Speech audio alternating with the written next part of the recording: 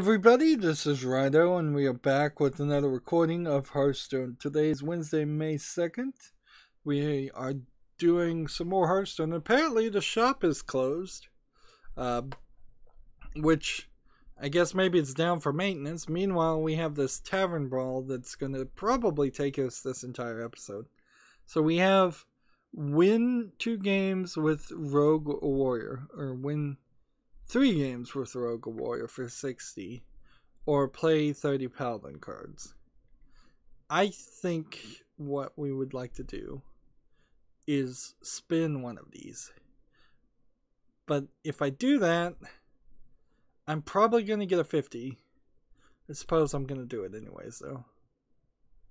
Alright, well, Druid class cards versus Paladin class cards is good. That opens us up to either making a Druid or Paladin deck. We may have a problem here. If I can't be authorized because the shop is down, because Hearthstone is having trouble, I may not be able to play this Brawliseum. Which means probably Arena people wouldn't be able to play Arena right now either. Which, like, I don't know. Don't know what to do here. The only thing I guess I could try is let's exit out and just relaunch and see. Like, there's no notifications or anything about the servers being down. There should be something there if it was. Meanwhile, I'm going to watch the trailer for this game called Beacon that's on a PC Gamer article called Beacon's Beautiful New Trailer. Is all about kicking butt and taking body parts. There's a lot of hyped games that came out in the past year or so. Beacon kind of looks sort of like that game, and like several of those games, and they were super hyped up, particularly by PC Gamer. And over the past couple of years that I've been looking at PC Gamer, and certainly not just PC Gamer, but the mainstream video game media that I listen to, which might be just a flaw in what I'm listening to, and I'm trying to correct that. But these AA games, these single A games that they get hyped up and then they come out and then nobody plays them and nobody cares about them is a problem. Jim Sterling released a video which is starting to become less and less frequent for him. Side note, but he released a video talking about mid-tier, mid-shelf, mid-card games, the AA, what I call AA's and single A games, instead of AAA games, and how we need them and how they are the things that spurn creativity and make something. The problem is people just have been trained not to want to play those games.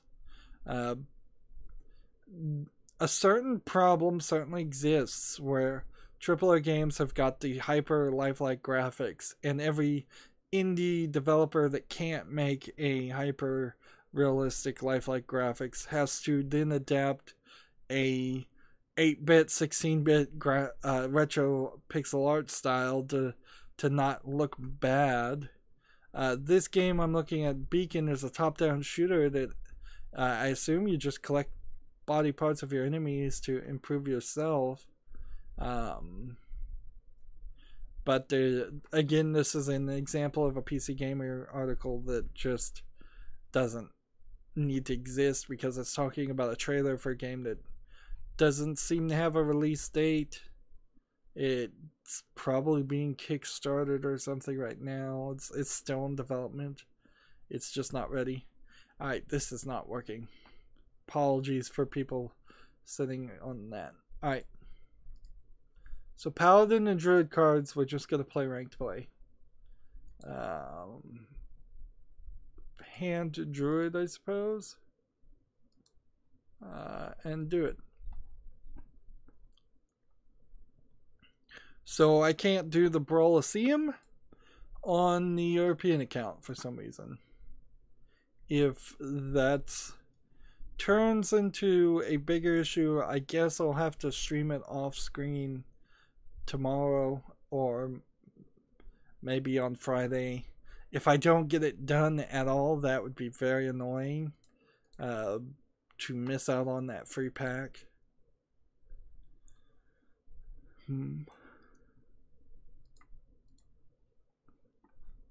Next article we have from Komatsu is Luminous Remastered has been delayed to June 26th. Luminous is a music-based game of some sort that I've heard people talk about, so I know it's pretty well critically loved. It'll be available for the PS4, Xbox One, Switch, and PC. It's kind of a Tetris music type game, I think. What I'm looking at is something that looks like Tetris with a guitar background.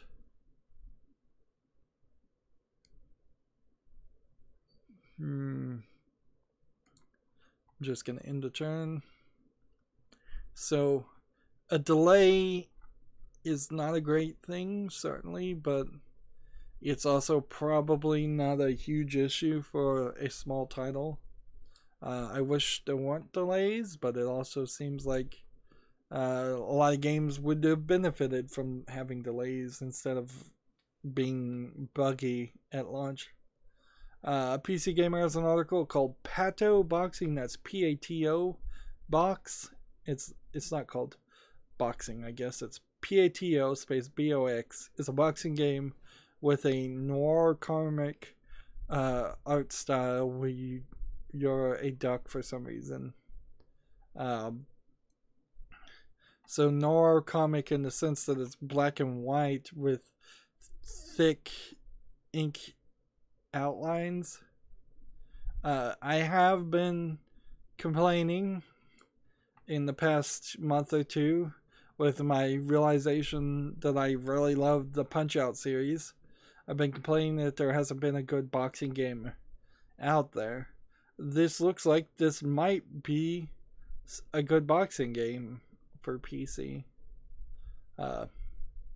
It puts you in a boxing match reminiscent of the original Punch-Out and teaches you the basics how to fight. Then has you lose and wake up in a 3D environment of long snaking corridors and prop-filled rooms. It's a clear statement of intent. Paddle Box isn't going to be just a Punch-Out clone, but instead use it as a framework to try out some strange ideas. Well, so are you walking through an area punching things?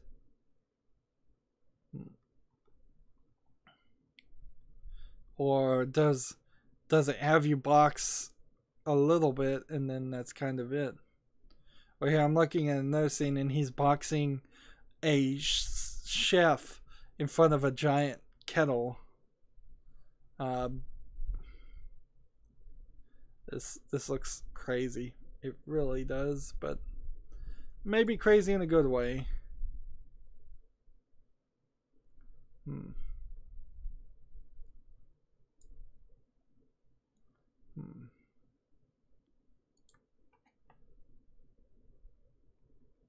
So I guess this is called Hand Druid because you're always supposed to have a lot of cards in your hand until you're ready to win. Alright. So I've clicked over to the Steam link for this game. It came out May 15th, 2016. What? No, 2018. Yeah, March 15th, 2018. And it has only 4 user reviews and an all-time peak of 8 people playing it. and it's $14.99. And I think that's the problem. Why nobody played it. It has like 16 positive reviews, which you kind of would believe are some of which are at least legitimate. And I'm gonna wishlist this game, but I honestly don't think you can pay that much for a game that is such a dice roll.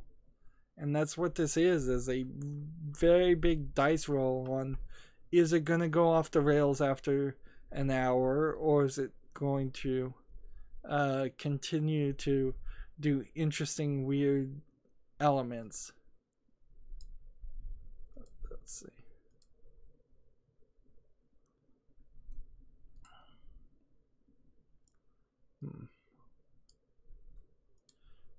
Oops, I should have attacked. I really should have attacked there. So yeah, I can't recommend a paddle box until I play it for myself. Next game we have on Steam is called Venture Arctic. Came out August 3rd, 2007.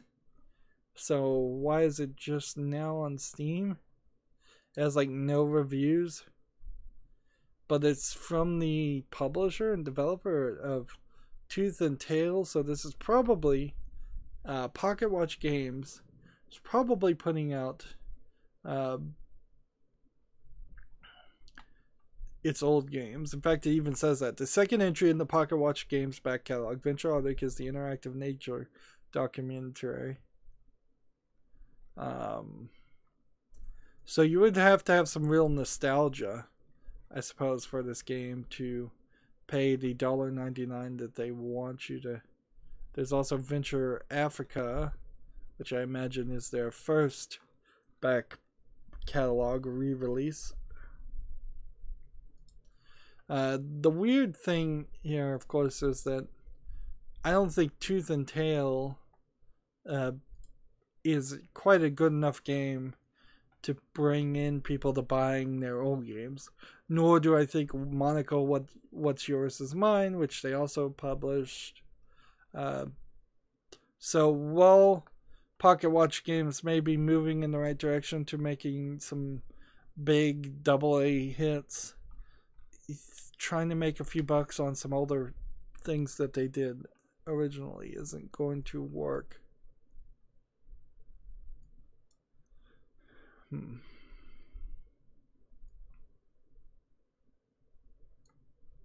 don't think I have any more cards that needed. Well, this would have benefited from a bunch of cards.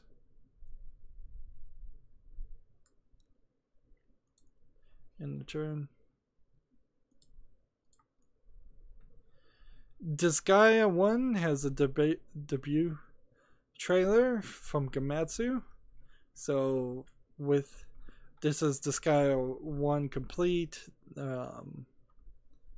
which I think may also be the remaster.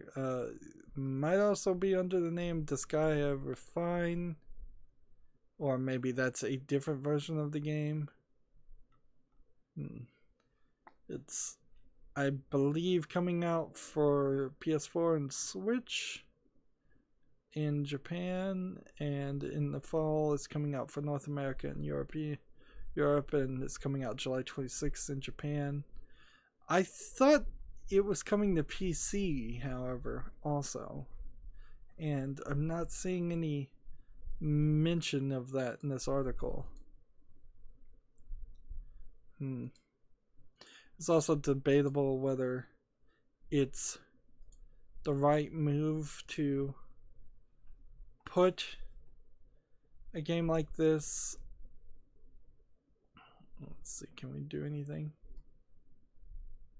We could do this, or we could power up. Let's just do this.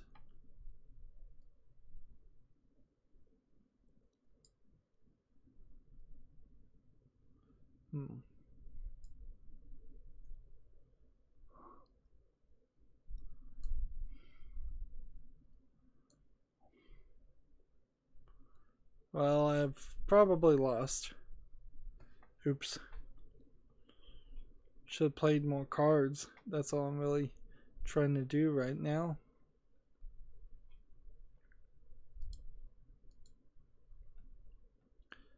Let's see. Tech Raptor has an article. Chris Avallone talks about departure from Obsidian Entertainment. The veteran designer and writer of defunct Black Isle Studios and former CCO of Obsidian Entertainment was involved in the development of Fallout 2, Planescape Tournament, Star Wars Knights, The Old Republic 2, The Sith Lords, Neverwinter Nights 2, Alpha Protocol, FTL Advanced Edition, Prey, and Divinity Original Sin. Was that the original Prey or the remake of Prey? Probably the original Prey.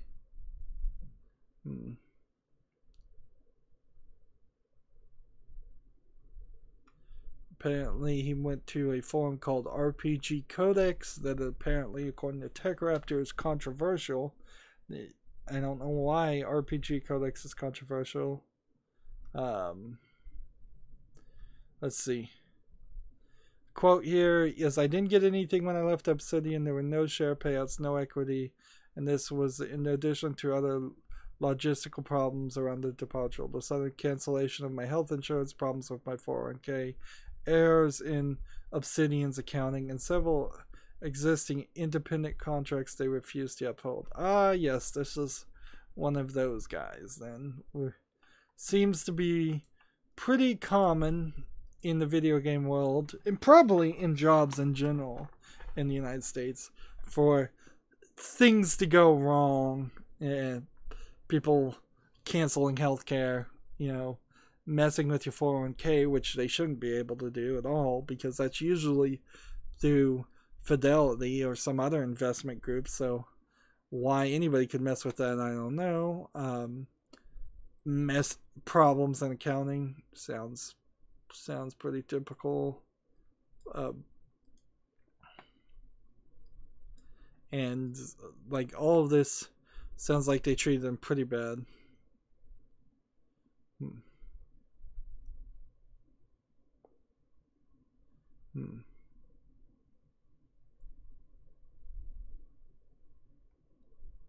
Let's see. The quote continues in the next category. The company involvement silence worried me more, however, as it meant that if anything illegal happened with any of these companies, this could include serious charges like accounting issues, silence on harassment issues with regards to employees, perjury related to company documents and payments. I couldn't speak about the issue, and even if I felt strongly against what was being revealed, that doesn't quite make sense, that paragraph, as far as why couldn't he speak out? Was he under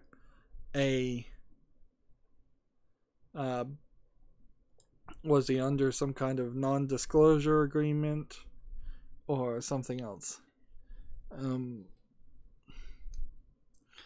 then the next paragraph says, well, all this is good for Obsidian's upper management and is what sometimes is considered good business. I did feel it showed a lack of ethics.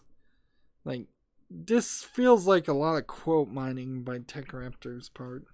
This does not feel like 3 paragraphs that are actually separated out with no question in between or other statements happening. Like, this does not feel like but maybe he's just a really, really bad writer. But I mean, wow. If you're that bad of a writer that you wrote those 5 paragraphs in that order with no other details and no questions in between, that is probably good grounds to explain why you were fired. And frankly,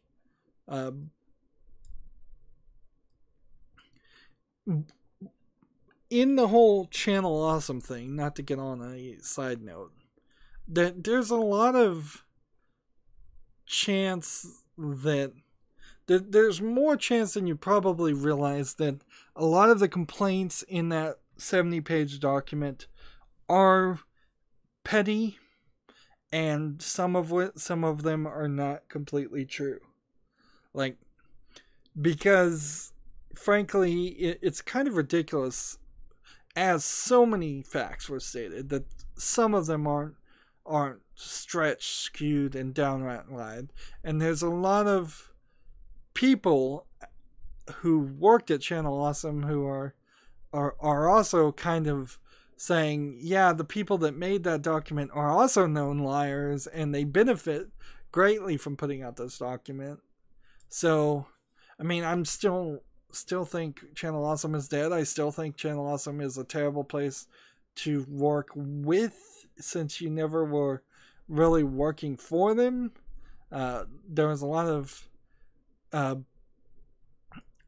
clearly bad management going on, and just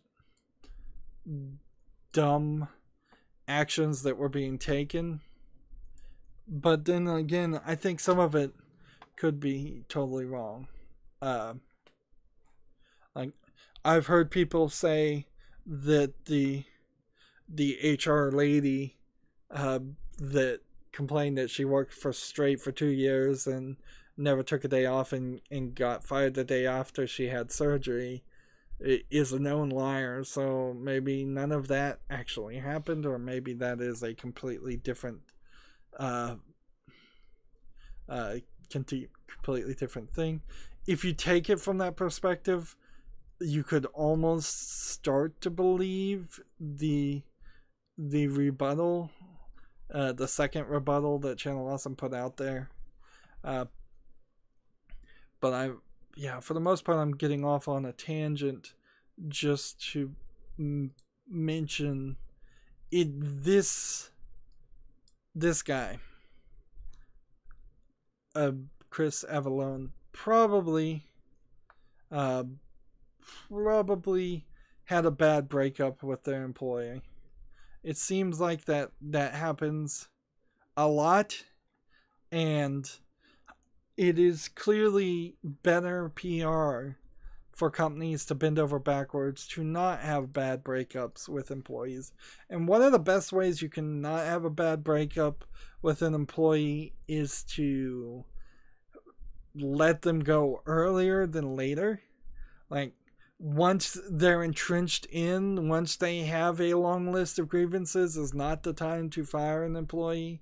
The time to fire an employee is like, okay, we can see this is going bad, let's break it up now. That is also true in dating. Like, you don't want to break up with somebody after you've married them and been married for 25 years. You want to break up with them after you have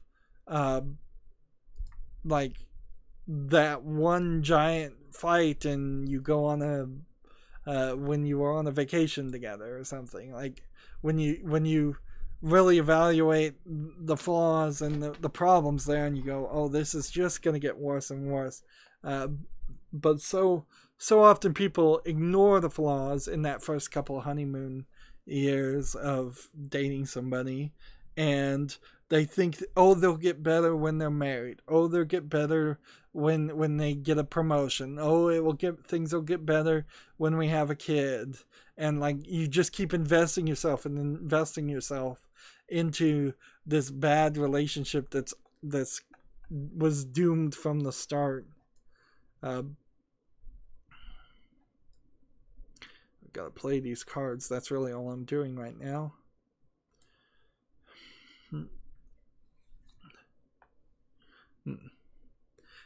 On the other hand, for video game companies, it kind of is just typical to lose your job after a game anyways.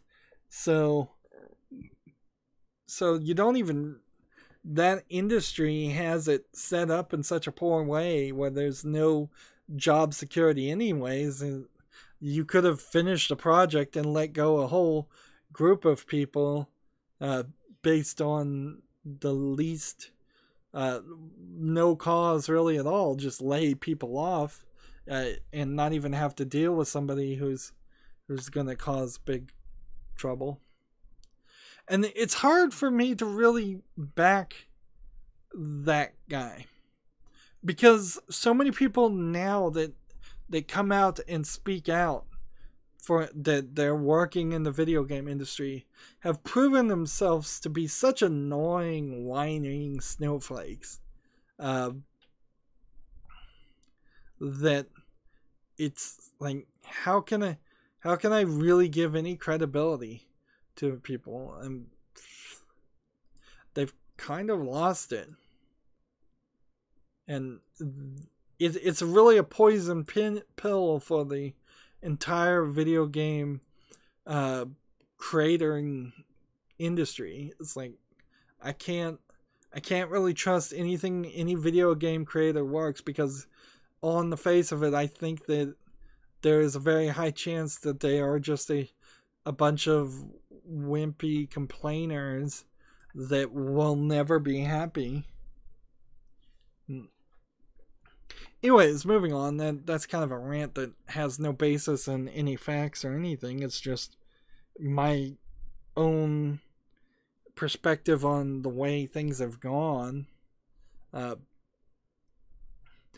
As somebody who has worked in IT, one of the big surprises for a lot of people that wanted to get into IT, including myself, is nobody in IT is ever happy with working in IT, because it turns out most IT jobs turn into dealing with the customers and being a help desk support technician in some sort.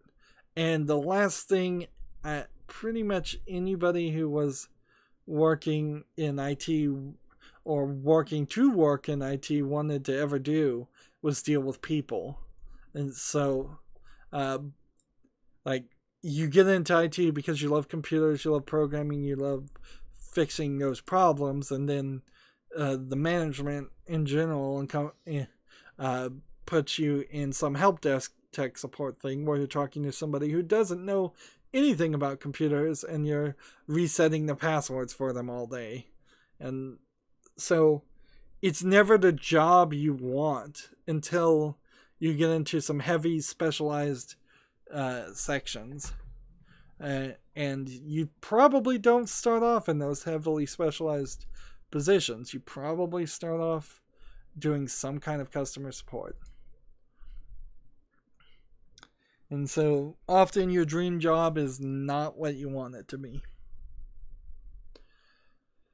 Moving on, there's a game called Isoland on Steam. The objective of this game is to explore a small island in the Atlantic Ocean and uncover secrets. It says indie adventure. Alright, let's look at this. It has a kind of pencil sketch art style. It's not something I'd inherently call bad, but it also isn't something that I'd inherently call good. I would call it unique to be nice. Like, there's definitely some intentional proportions of people, like giant-headed humans that are out there, and weird Dutch angles on everything, lack of understanding of perspective.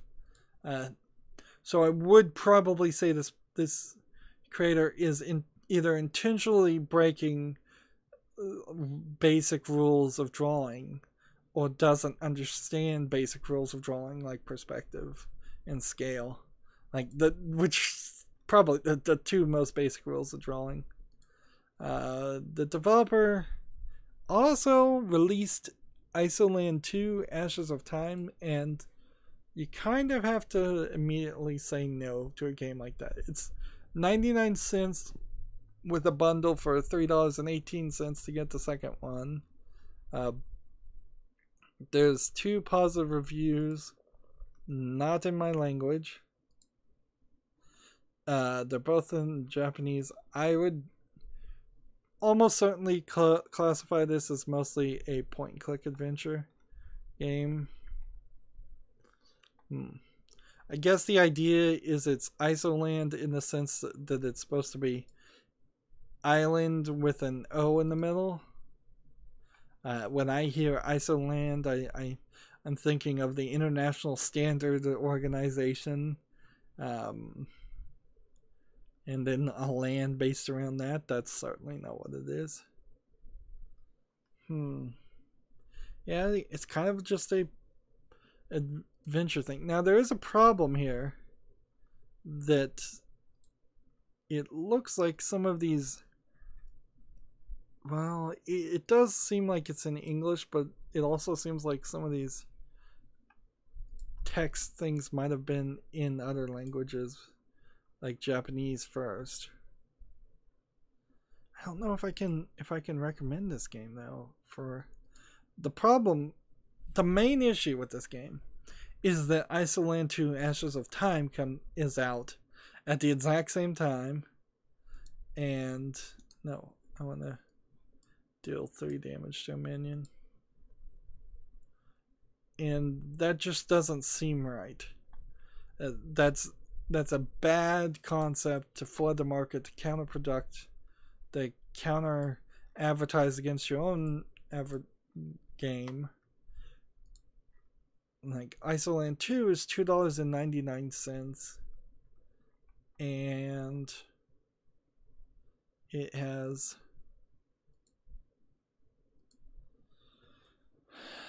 a bunch of Japanese people saying yay to it. I don't know. I just don't know about this. There's also an Isoland Premium Edition for $3, which is a bundle of the two. Okay. I don't know. I think I'm gonna wishlist this game and see if it comes out cheaper. Wishlist the first and second one.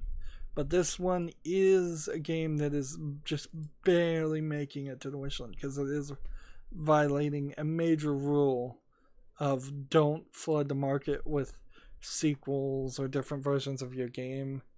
I would assume this is probably them thinking that they're catching up, but it's not a good move. Not a good move at all. Next game we have on Steam is called Blitzfreak. It's a action VR game. What are you doing here? Seems like you draw lines as to where you're flying to get to certain points to pick up some 3D assets to fight each other. Let's see, it's the only game from this developer for $2.99. Again, I feel like $2.99 is more expensive than what you would. It's less expensive than what you would really pay for a Steam VR game. Let's see. It's got a nice maybe menu to it and a nice like thumbnail image, but then when you actually get in the game, it just doesn't look good at all. All-time peak of 3 people. It says it's rated for teen, early access, requires VR. No product reviews. And yes, Blitzfreak again just does not look visually appealing, and I don't think it's going to get anybody into it. The idea of playing a multiplayer game, online multiplayer game in VR is insane. We are nowhere near that point where people could adapt that much.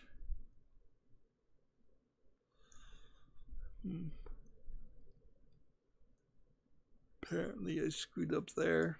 I thought I would have summoned more of those.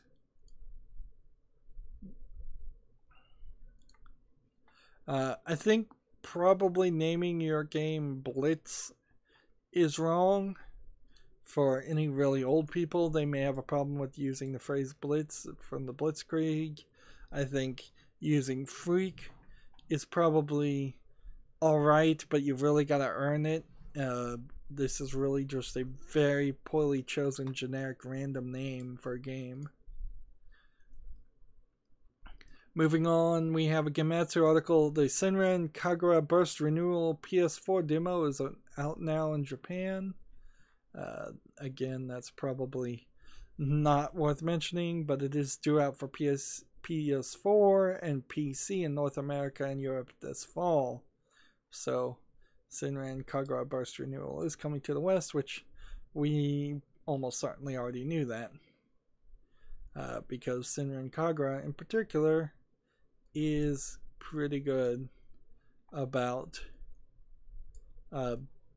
going everywhere and getting a decent amount of sales for its niche market of people who want to play ninja girl games. Next game we have is a VR game that caught my attention and looked like something that might actually attract a few people. It's called Homestar VR. It is $9.99 with no discount. Came out May 1st. And it's an indie casual simulation education game in the sense that I believe what it is you can look at the stars at a specific point, kind of like a planetarium. The beginning lets you, I think, pick specific spots where you would like to view from on the map, and then as you move around and look, the constellations actually fill in the lines, so you're seeing like Caprica and all of those constellations. And there also are some interesting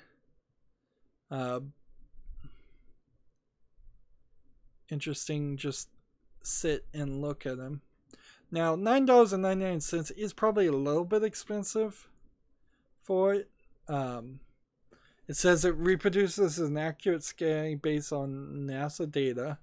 So, for any of the people that don't trust NASA's data, they're going to have a problem with that. But I doubt very many of those people would want to play a planetarium type game on VR. You'd still do better at least once in your life going to a planetarium. I think it's an experience to have at least once in your life. But if you were teaching astrophysics, I suppose, is that it? Is that what this would be? If you're teaching the stars for a longer term, having kids put on a VR system at a certain age and looking it's certainly something. If a school bought a VR system, I would totally say get this Homestar VR app and use it for education, because you would just have so few educational apps anyways. It would make sense. Alright. I want a 10/10 copy, I guess, of this.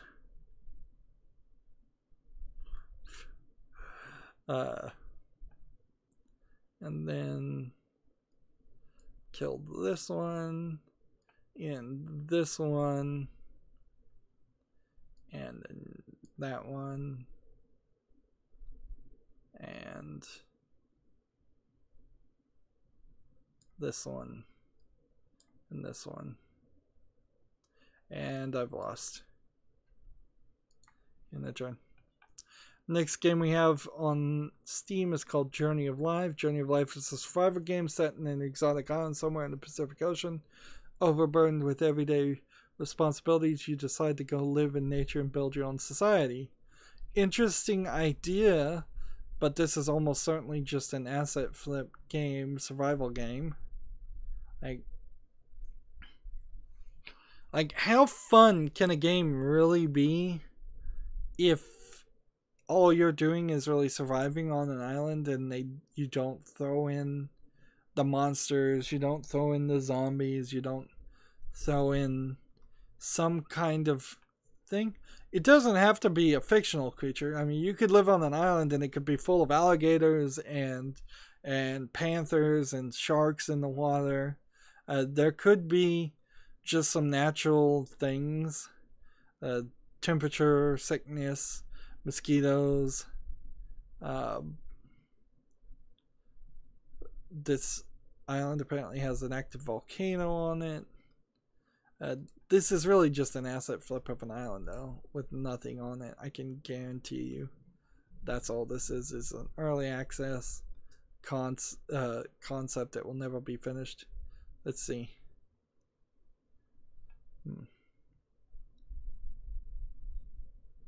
Let's see.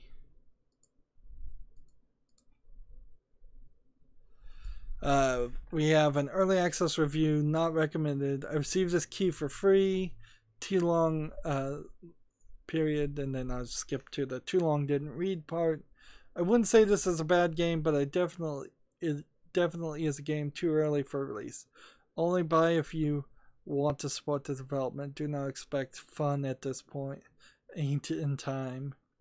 Let's see, how much is this? $24.99. And that is the one review right now. Is don't expect fun.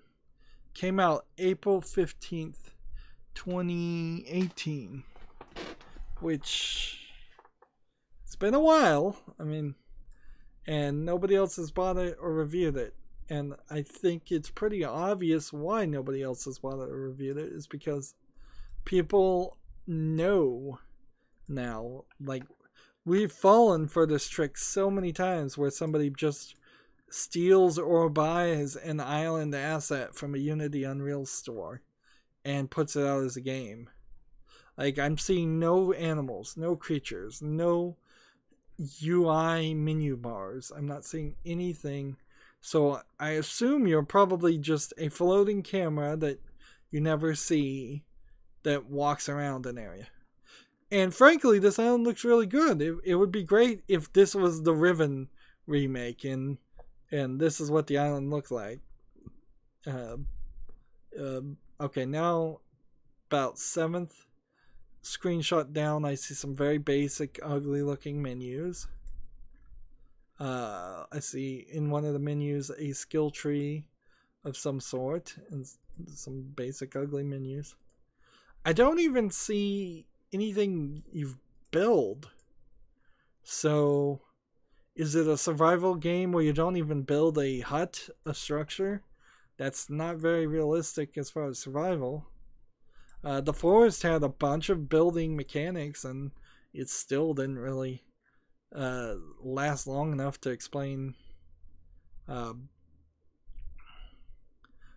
justify being purchased by the time it was out of early access. So I'm gonna skip the Journey of Life. I don't, unless they put a ton of work into it, that's not gonna be a good game, I would guess. Next game we have on Steam is called Bitcoin Tycoon Mining Simulation Game. And normally I wouldn't even cover a game like this because anything with Bitcoin has a tendency to not be a real game at all. It tends to just be built around a meme selling things. However, this game actually does look like it is a fully fledged game. You're really going through menus and buying different types of PC. You're placing different furnitures, a la something like The Sims in a room. You're really trying to Bitcoin mine, or at least go through the steps in a simulation of what building a actual Bitcoin mining facility is. I doubt the game actually is Bitcoin mining, and if it is, I doubt it's going to be Bitcoin mining to give you any of the Bitcoins. And that is always the fear, that any of these games could be a little bit shady and have all kinds of monetization things in them. Came out May 2nd. It's 20% off for $7.99. If you like simulations, if you like something that looks like it even has a little bit of story and conversations and people talking to each other, if you like The Sims, there's little bits here that seem like it could look good. But it is early access and it's $7.99. I feel like you probably at best would want to keep your eye on this. If you're a YouTuber that needs a Bitcoin meme game, this is probably the one to do. I could see a lot of people intentionally playing this game because it would get some search engine optimization to around the phrase Bitcoin. But I'm just gonna see if this one catches on and people are talking about it in a year. So I'm not gonna wishlist it or follow it or anything. Maybe it will, maybe it won't. OpenCritic has an article that GameVice has filed a complaint against the US officials about Switch controllers. I thought they had already settled this.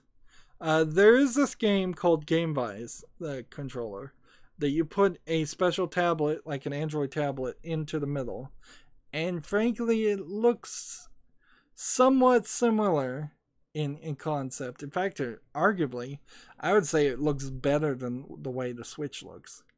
And I thought they were already, let's see what the article says. Late last year, a mobile hardware manufacturer called GameVice filed a lawsuit against Nintendo claiming that the portable Switch controllers infringed on the patented WikiPad designs. WikiPad is the name of the device.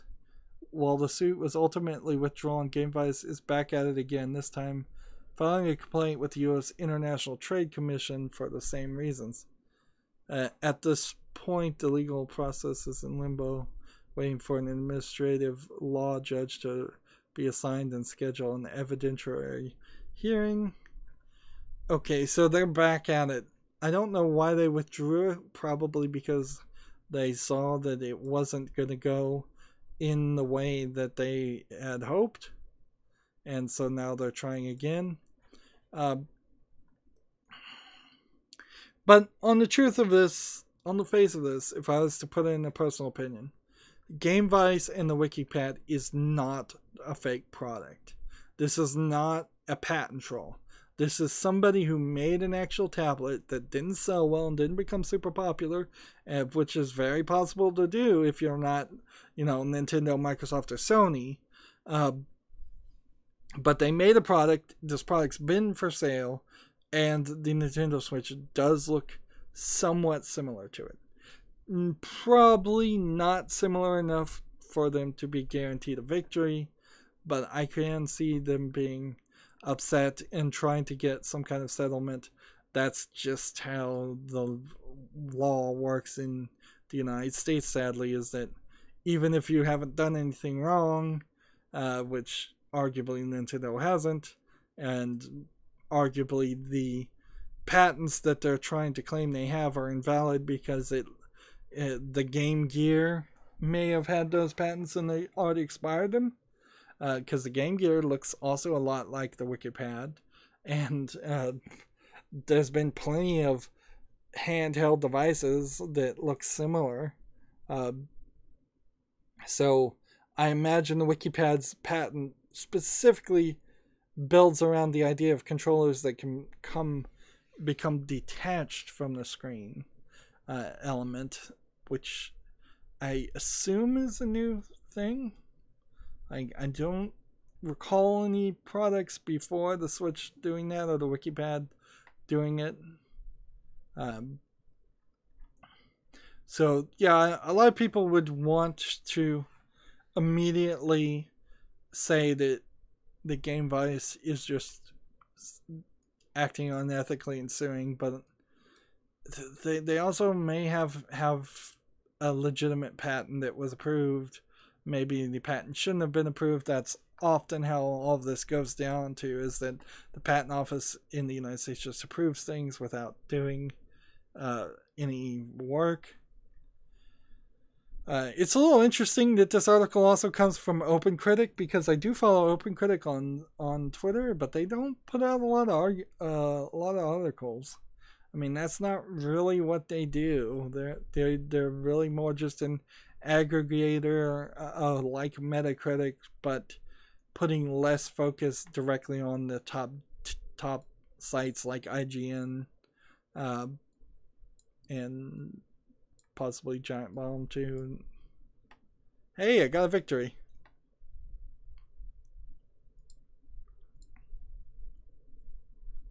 Let's see, we already talked about that.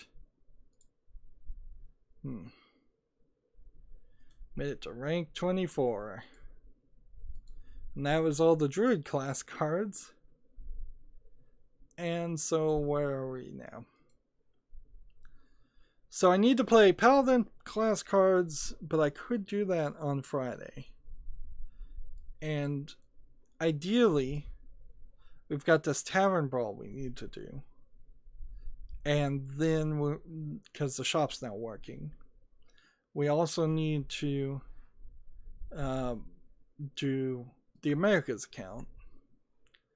But we've also been going about 50 minutes, and I need to get better about breaking up episodes around the 45-minute, 50-minute mark, because I'm really tired of going back and looking at footage and having one day of recordings airing and it being an hour long, and then the next day of recordings airing and it being 3 hours long, because I've just failed to break them up properly here.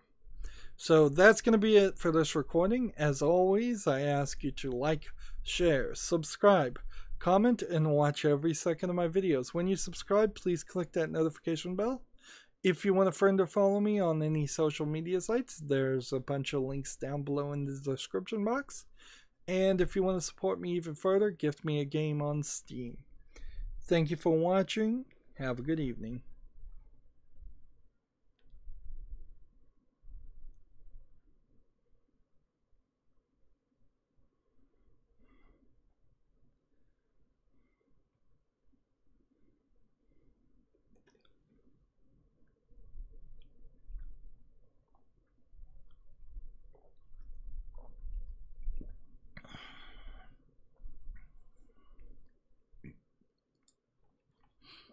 Hey everybody, this is Rydo, and we are back with another recording of Hearthstone. Today is Wednesday, May 2nd. We need to get the Tavern Brawl done, which is a Brawliseum, and play some Paladin cards.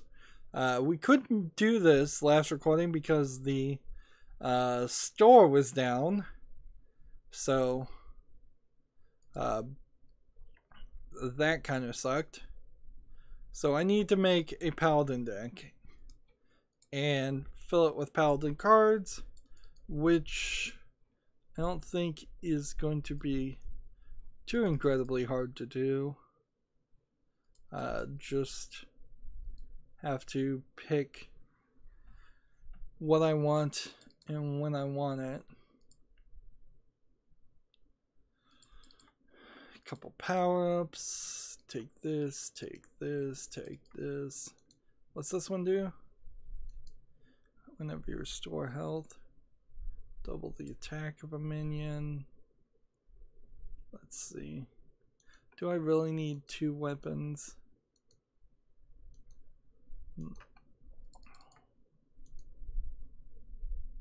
I'll take this. Take that one.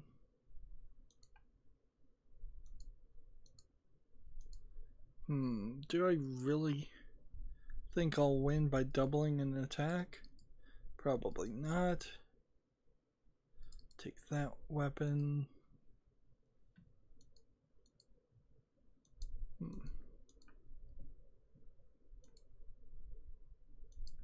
Take those. Take that. 3 more cards in the Paladin class that I can live with. Take that. Take that secret. And that's 30. 30 pretty good cards for Paladin cards. Probably not a great deck, but I mean, I wasn't really expecting to win anyways. Frankly, it took me an hour to do this Tavern Brawl on the Asian account, trying to win. Probably would be more efficient just to go ahead and try and lose. You know, maybe the easiest thing to do here is just concede, and then take your pack and move on. Because you're probably not going to get that far. At least I'm not going to get that far. First article we have is a Gametsu article. The Family Card Games SB has been announced for Switch. Arc System Works Family Series is coming to the Switch. It'll come May 10th in Japan on the eShop for 500 yen, which that's about 50 cents. So don't expect a lot, I suppose. It looks like card games with Japanese anime avatars. Let's see.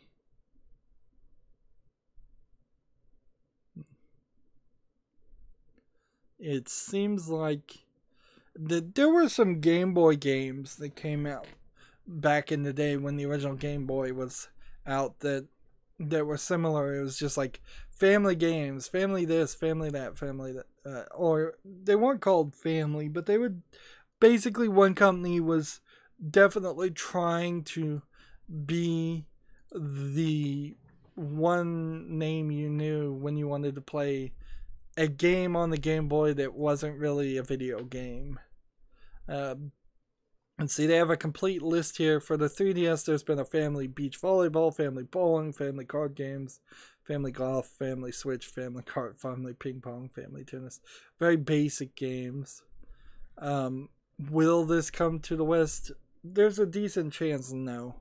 I don't think they'd spend the time and the money to translate it for such a basic thing.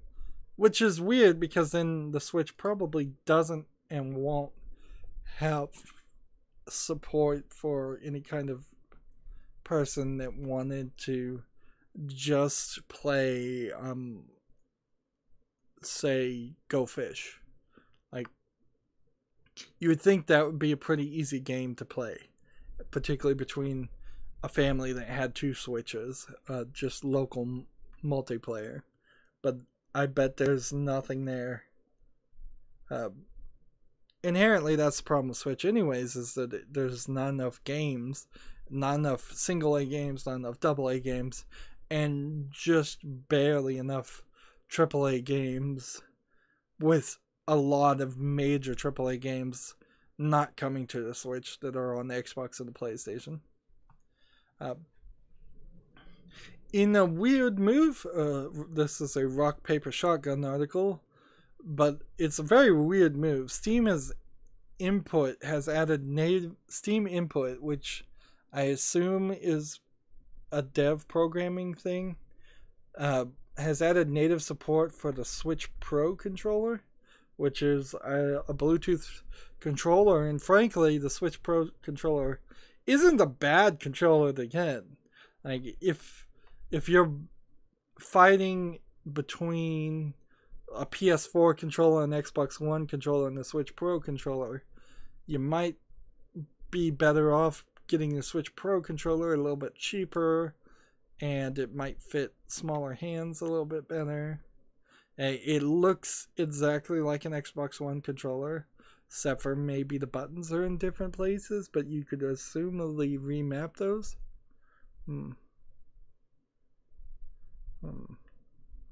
Like, the article writer here says they play with an Xbox One controller. I play with a plugged-in Xbox One controller. Certainly people who are running emulators and playing well, probably not Switch, but Wii and Wii U games, the Dolphin emulator, I suppose, would probably want to play with that too. Switch Pro controller goes around for £55 in the UK, or $70 in the United States, making it one of the most expensive controllers out there, but it does at least have the advantage of Nintendo build quality. There have been some complaints, certainly, about Xbox One controllers and even the Xbox One Elite controllers not being good enough as far as quality. Like that they break after a year. That's been sort of my experience with Xbox 360 controllers, is 1 maybe 2 years of hard playing and then they're broken. So maybe the Nintendo controller, for being as expensive as it is, I did not realize it was $70. Maybe it would last a little bit better. I suppose if I was going to get a controller for a kid that was playing on the Switch, the Pro controller would be a good move. Let's see.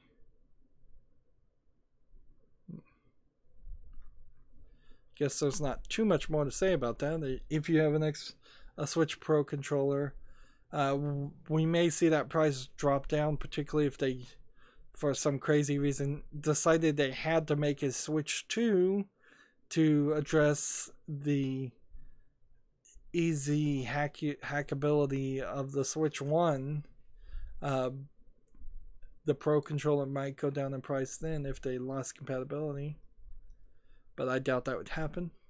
So moving forward, there's a Hearthstone announcement that says Noble Garden is coming. It says, grab a basket and prepare your finest brushes because Noble Garden is coming next week. Noble Garden is a festival where we gather to celebrate the joys and friendship by inexplicably dyeing eggs in bright colors and hanging out with rabbits. It's going to be excellent. So Easter? Like, why are they doing an Easter themed event? One, that's going to alienate all the non-Christian people on the planet. And two, it's going to alienate the Christian people for not being on Easter. The tavern will be decked out in Noble Garden's best, and Hearthstone heroes will greet each other with festive emotes, and we'll have a celebratory tavern brawl to allow us to explain. If you log in while celebrating Noble Garden, you'll receive a golden egg napper and a golden Devasaur egg on us. Everybody get in here, it says. Like,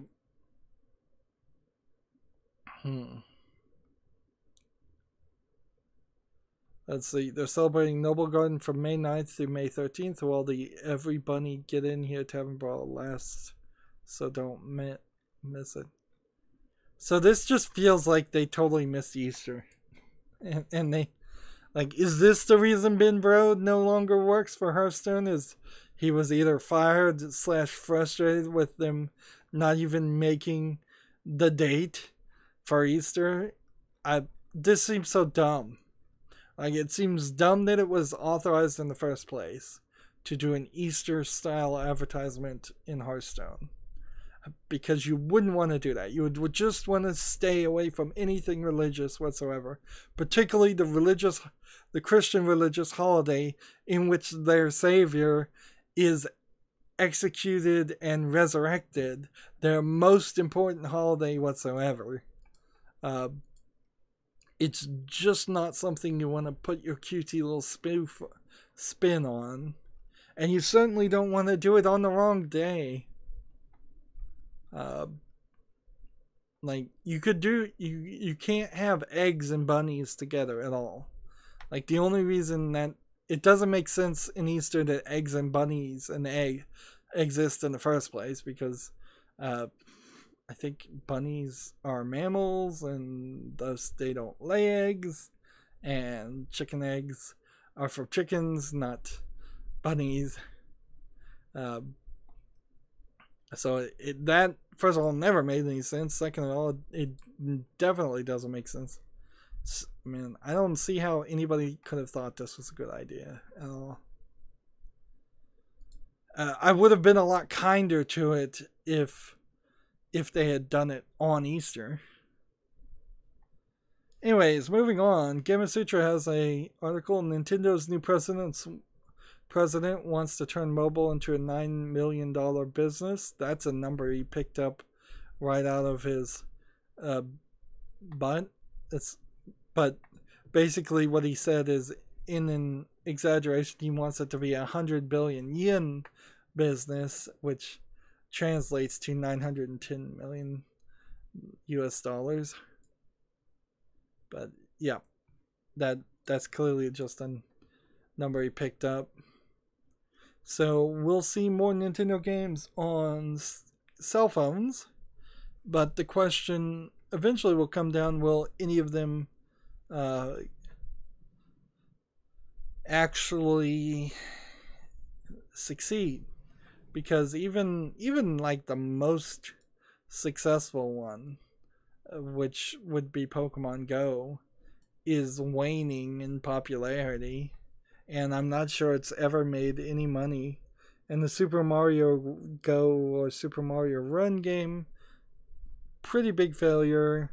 The Animal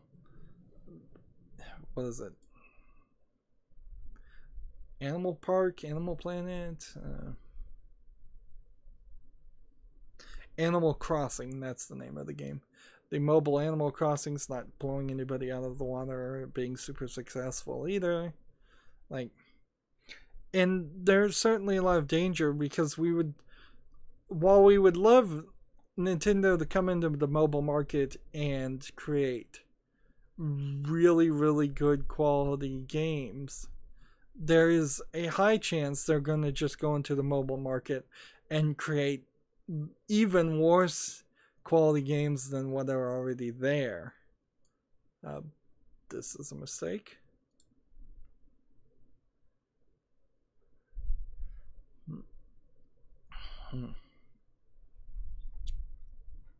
Yeah, I guess there's really not too much to say, though. We still need the new president to actually take over for Nintendo and actually implement something before we can have something to really comment on. Game of Citra has another article. Starting in June, Xbox Live rewards will transition to Microsoft rewards. I don't believe this is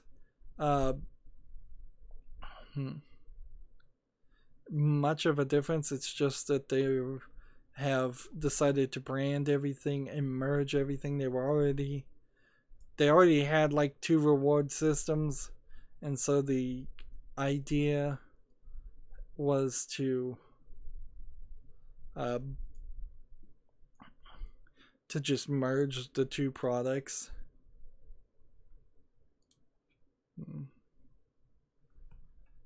Let's see. I don't even think I can log into my Microsoft account. I lost the password. So I probably have a decent amount of stuff that I'm losing just because I can't log in. So we can do this. And we can do this. And get a 1010. PC Gamer has an article. Disgaea 5 complete demos revoked. Release may be delayed. Updated. The May 7 release date that was announced last month has been pulled from Steam. Update. NIS America has acknowledged on Twitter that there is an issue with the status of the demo. There's still no word on the removal of the release date or the pre-purchase option, however. The quote here is, "We are aware of the status of the Disgaea 5 complete demo on PC, and we will have additional information shortly. Thank you for your understanding and patience." So, the thing I guess that might happen here is that maybe Steam pulled it for some reason, or maybe they accidentally pulled it for some reason, or they intentionally pulled it for some reason. Not really much of a news story about the game. It's much more of a news story, I would say, about the demo and just some weirdness.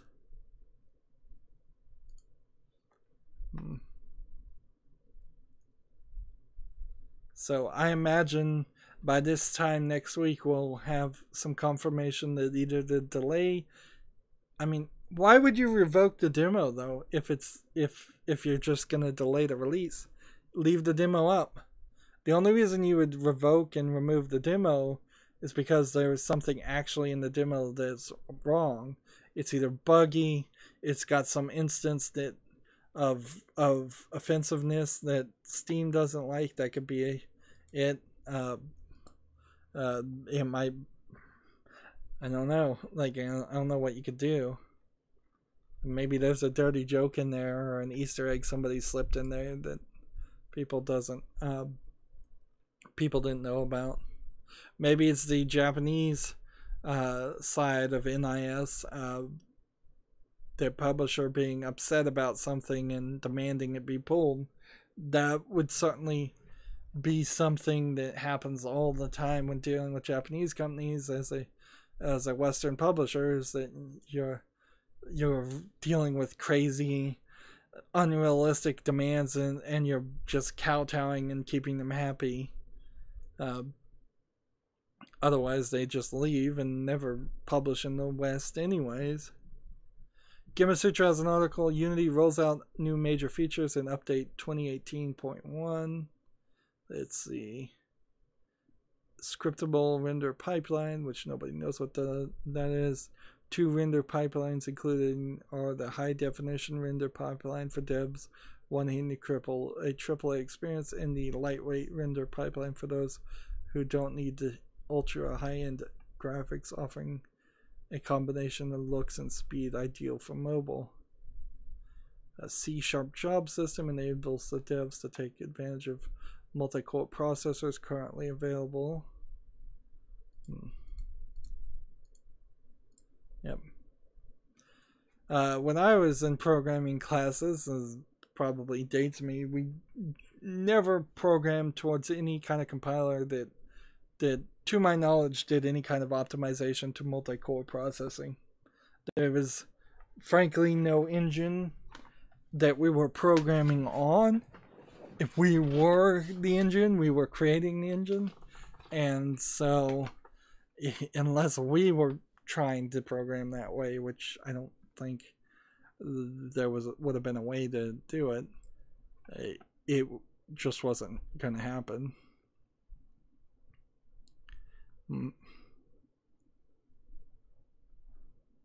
So, yeah, this article interesting to people who do Unity and about nobody else. Hearthstone is made in Unity, however, so if we could see Hearthstone be less buggy and run better, that would be great. However, I would imagine the reasons that Hearthstone is buggy and running a little slow probably has nothing to do with Unity and just has to do with them turning around more cards and not putting enough time to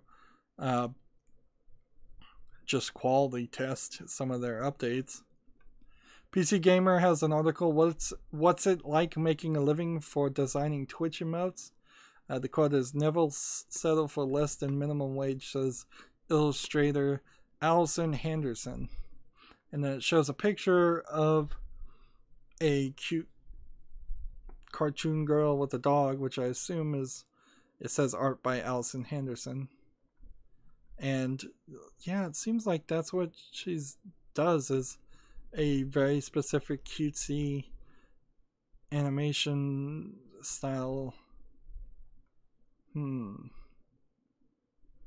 So she makes these emotes, but then how do you get the emotes into Twitch?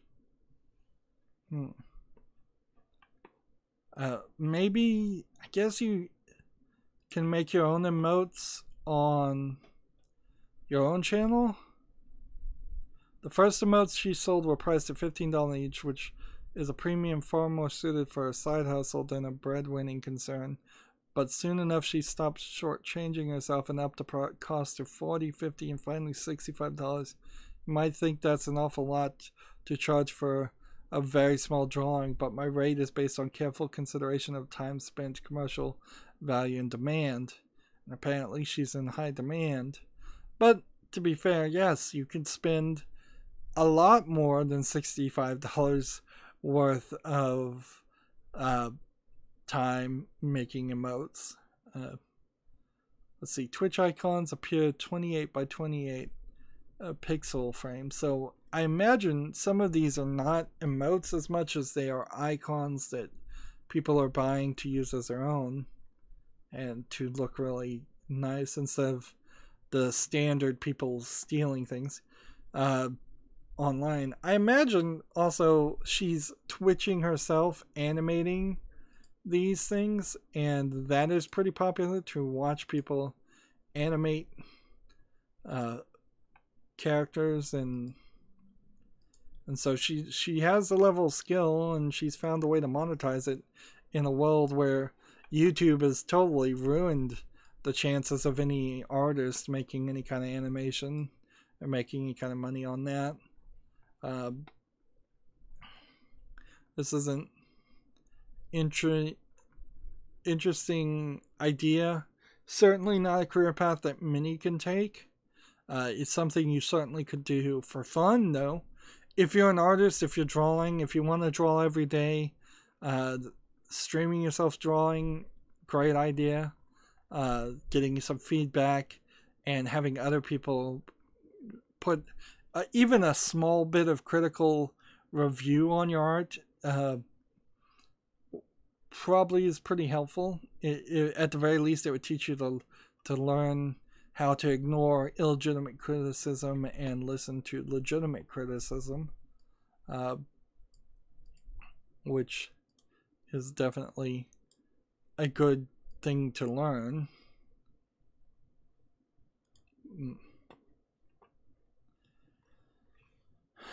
But I don't see anything in this article that really says she's putting the emotes in Twitch. Like, I know you can get emotes and you can add emotes to your channel, but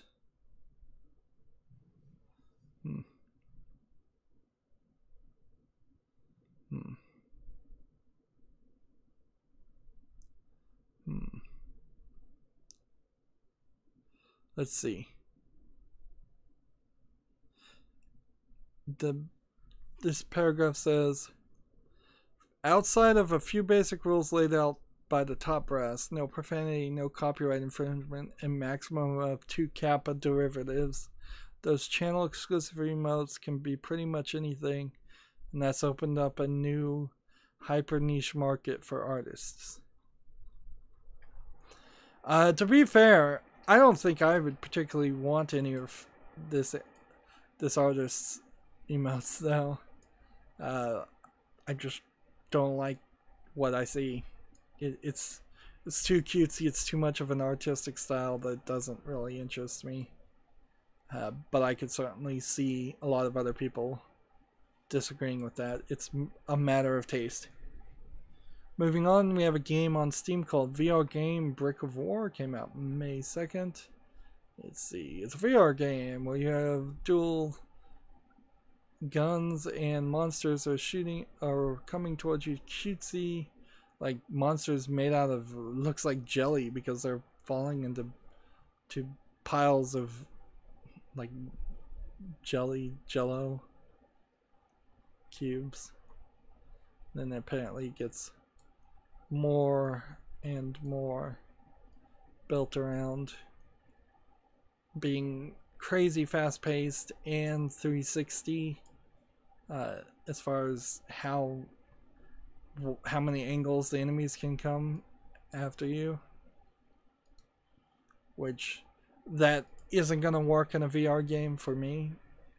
If I have to turn my neck more than 90 degrees, I would say that is too much spinning around.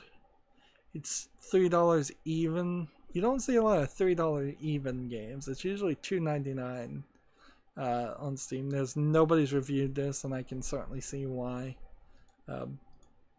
It's the exact same concept over and over again. There is a giant Donkey Kong ripoff gorilla in one of the screenshots. That's probably a final boss.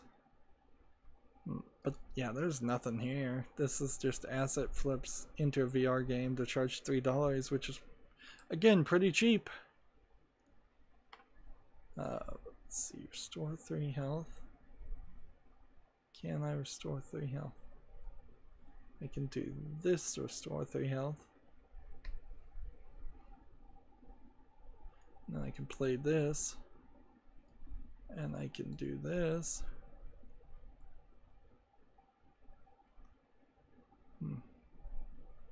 What? What just happened? Why did it take 4 health away from me?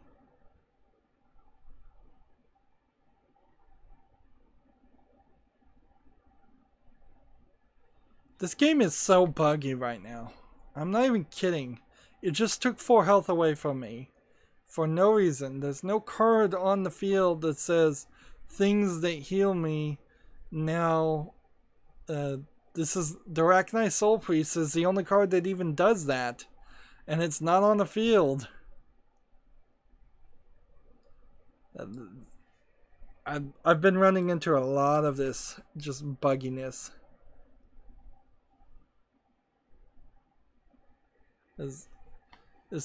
This is infuriating because on top of having to deal with all the BS of Hearthstone, playing the game and it not literally following the rules is unacceptable.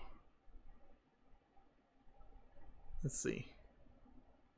Whenever your hero attacks, restore 2 health.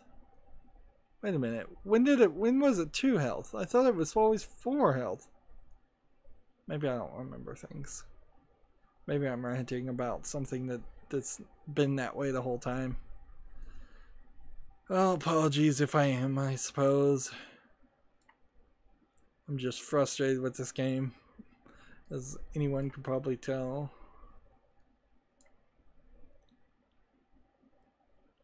Heal +1. Oh, no. Oh, no.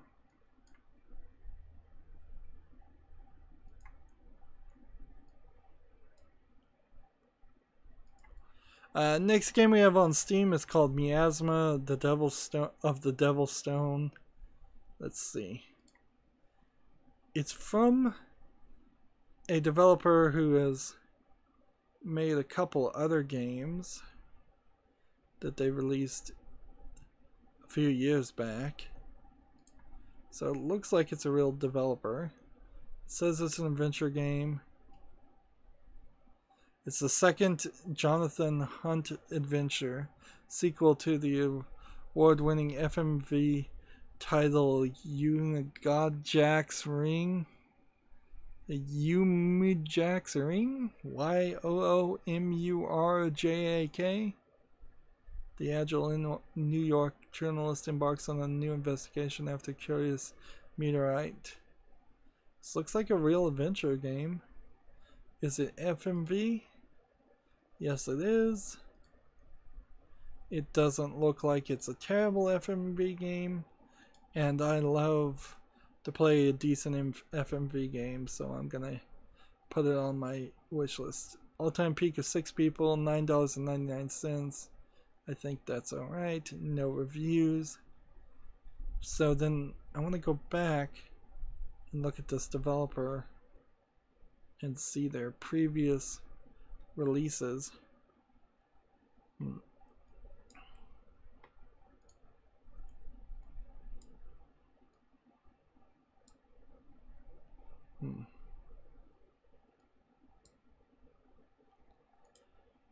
Let's see. Professor Hunt embarks on a new adventure from a journey from London.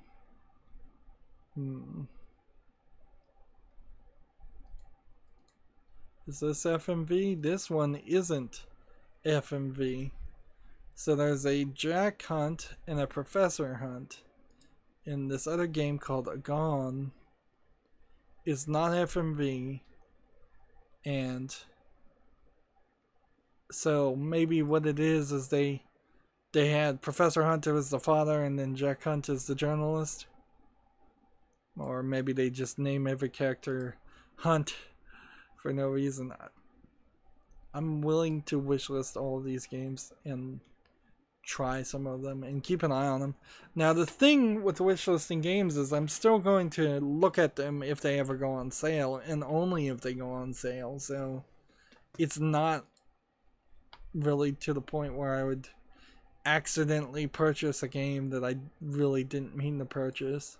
or that turned out to be very, very not worth the money. I suppose if I got my backlog of Steam games so complete, I'd played relatively, spotlighted or played 600 of the games on my 800 backlog, and I was just scraping the bottom of the barrel at that point. And then I might buy something on my wish list in accident, but I don't think that is going to happen, so that's not a big concern. The much bigger concern is getting more content made, and it's getting harder and harder to make content as Hearthstone is taking longer and longer to do things. Giving me Brawliciums, for instance, makes it really, really hard to get things done. Next game we have on Steam is called Boomite, B-O-M-I-G-H-T. Let's see, it's the only game from this developer for 99 cents. It looks like a last year video game programmer project. There's just terrible animation for a platforming game. Basic, ugly,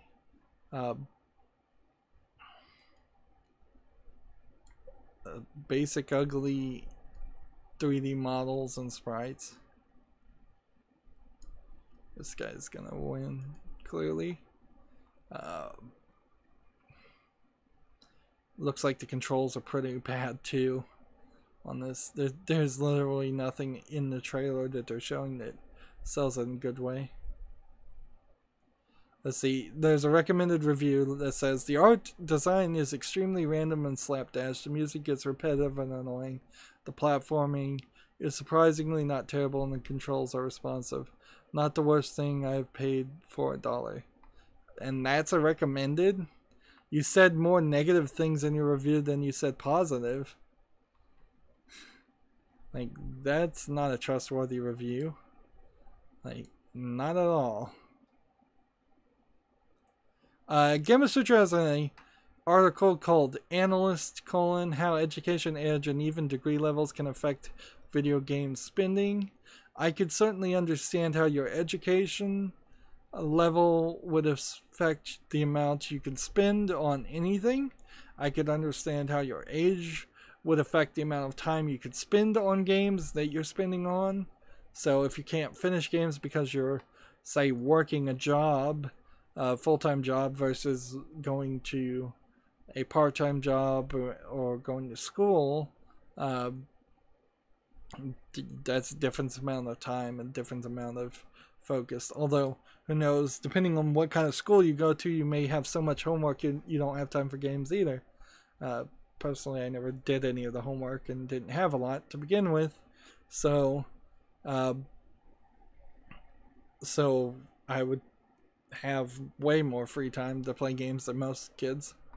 And degree level, certainly, again, degree level hopefully equals you're getting paid more if you're employed, and degree level would also change based on your age. You could be working towards a college degree, but you might only be 18 years old. So I bet I get 25 gold and a pack. And no, I got 25 dust, which is better than 25 gold. Again, probably more efficient just to have conceded 3 games. Like, I wasn't going to get anywhere on any of those. Maybe I can find something. And this card pack is not going to give me anything but 1 rare card for Witchwood cards. Which, since this is my European account, still a decent chance that only one of the cards was duplicate anyways. Same thing happened on my Asian account. Everything else was new. So, we got that. Let's mark off everything new. By not opening 50 packs of the new expansion, I certainly didn't get a lot of Witchwood cards, but that certainly was the right move. So everything is done here, except for maybe the Monster Hunt, but I mean, I don't care about that on the European. See, you can't even pick a character, so there's no reason to. I'm in the middle of a Monster Hunt that I've totally forgotten about over on this. 1,200 gold, where we'll be set to probably open 50 packs by the next expansion too. Let's move over to the Americans account. So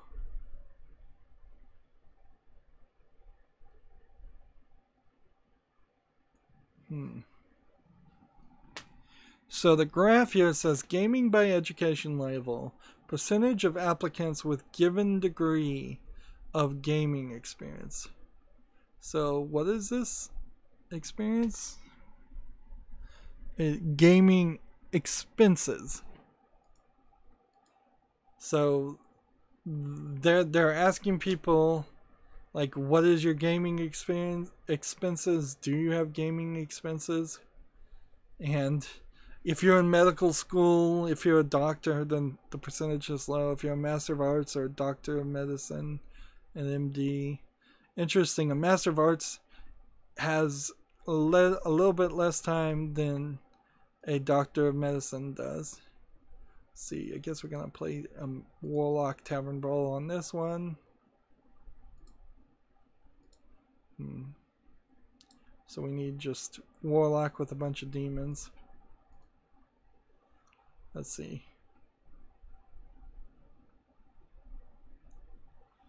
Demons.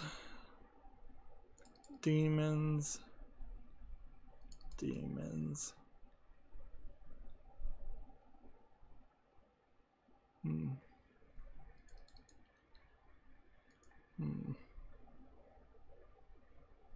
Defile. Like, on my main account, I probably could make a decent demon deck. I do have almost everything, so Hellfire.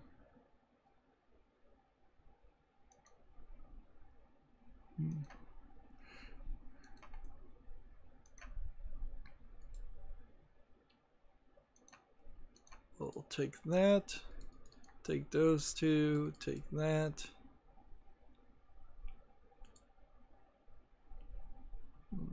Take that, take that, take that. I still have to make a standard deck, I suppose. So that kind of sucks. Because I could go crazier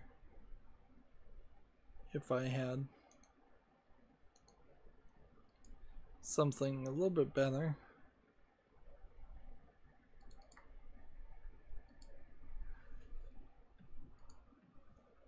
Play that.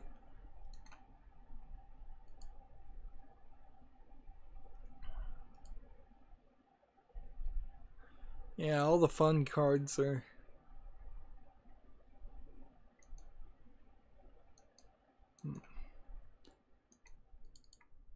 there we go. Close enough, good enough play. Let's see. MBA, Masters of Business Administration, has a little bit more time than a Doctor of Medicine. Let's see, Doctor of Pharmacy, it has a little bit more time than an MBA. Masters of Engineering have a pretty good jump of more time. And then a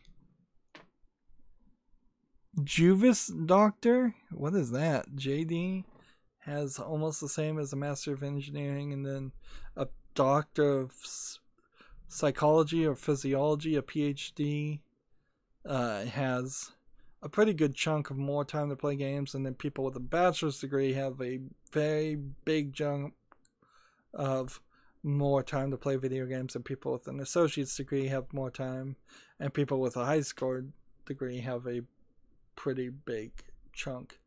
So what you're clearly seeing here is the people that decide to put their nose to the grindstone put away the video games, which is obvious. Like, high school kids are by far, of the people who are listed here, going to have the most amount of time to play games. And once you've locked down your bachelor's degree and you've decided to go for something higher than a bachelor's, that is when you put in a lot of time. Sadly, that's the only data that's actually shown in this article. And then there's a link to Price Economics blog. So they didn't... This is kind of a story just to show one graph and nothing else. No real surprise on the results. Gamasutra has another article. Tencent could sink $470 million into Battlegrounds developers' blue hole. I think you kind of have to. Like, PlayerUnknown Battlegrounds needs more money, needs to in a quicker fashion improve on PUBG to make sure it stays on top and is making itself worth more than the free alternative of Fortnite Battle Royale, because Fortnite Battle Royale is eating their lunch and everybody knows it, and PUBG doesn't right now look like it is a such an extremely better offering that it's worth paying money for. So Tencent is probably committed to PUBG all the way down to the point where people stop playing PUBG. There's a game on Steam called Fall Down. It is a very ugly Unity game in which it is just basically doing dropper maps from Minecraft without the Minecraft element. So somebody has spent the extra time to make a dropper maps that you could have much more easily had created in Minecraft and distributed that way. I suppose the difference here is you can sell it for 99 cents, where if you're making a dropper map on Minecraft, I guess you can't easily sell those. But there's like nothing here. It looks awful, and I don't know how you fix that. You can put a lot of polish on things like that, certainly, but that's kind of all you can do. There was a rather good dropper game on mobile that I saw a long time ago, where you're, instead of trying to avoid obstacles, you're trying to go as far as you can or cause as much damage to the character that is falling down as possible. And doing both of those things would push you down some challenge paths to unlock abilities and continue down an unlock path of games. This game has 60 achievements and it claims it has 60 plus, but it clearly only has 60, and 30 levels, so it's giving you 2 achievements.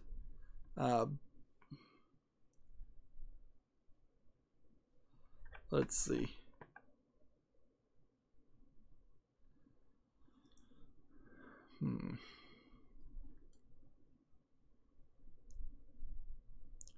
The one review is, the hit detection is so bad and the floors are so wonky, I wish I could have the 99 cents that I paid for this piece of junk. The achievement tab is just pictures of the achievements with nothing else, and you can't change the sensitivity. The only way is to change your DPI, and nobody wants to do that. Why can't you get your 99 cents back? You're under an hour. You should be able to get a full refund on this game that you should have known not to buy in the first place. Anyways, that's Fall Down. Next game we have is a game called Core Grounds. It says it's an early access free-to-play strategy indie player versus player game. Whatever this is, it looks hideous. It seems like it's a grid-based MOBA slash tower defense game. Trying to do something really weird.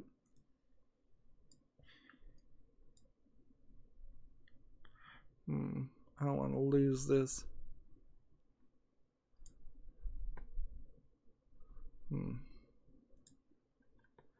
Yeah, this is a tower defense game based on grids. Third-party EULA for no reason. Early access free-to-play game. Even at free-to-play, I would definitely recommend passing on it. Has 2 negative reviews. One of the negative reviews goes, okay, I get it. This is a tower defense game. That doesn't mean I have to spend endless hours trying to win a match. I gave up after 35 minutes, and yes, you read it right. 35 minutes of pointless fights against a level 1 AI because nobody could breach the enemy defenses.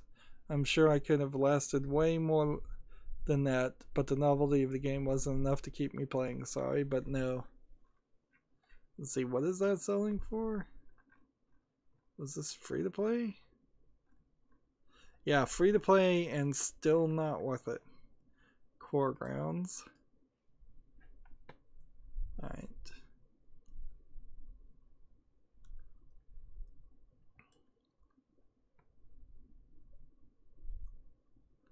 Just continue to irritate this guy. Tech Raptor has an article. Dragon Quest 11 pre-order bonuses revealed. Let's see. If you pre-order at GameStop, you get an elevating vest and 3 seeds of skill. If you pre-order it from Amazon, you get a Vista's vest and 3 seeds of skill. So it seems like it's just a couple of vests. Not really an article I generally talk about. Dragon Quest 11 Echoes of the Elusive Age is set to September 4th, 2018 for the PlayStation and Steam. The game was released July 2017 in Japan for the PS4 and 3DS, which is kind of odd that it's not coming to the 3DS in the West. I might like Dragon Quest, I might not like it, but this is an article that doesn't tell me anything about Dragon Quest, so because of that, I have no clue.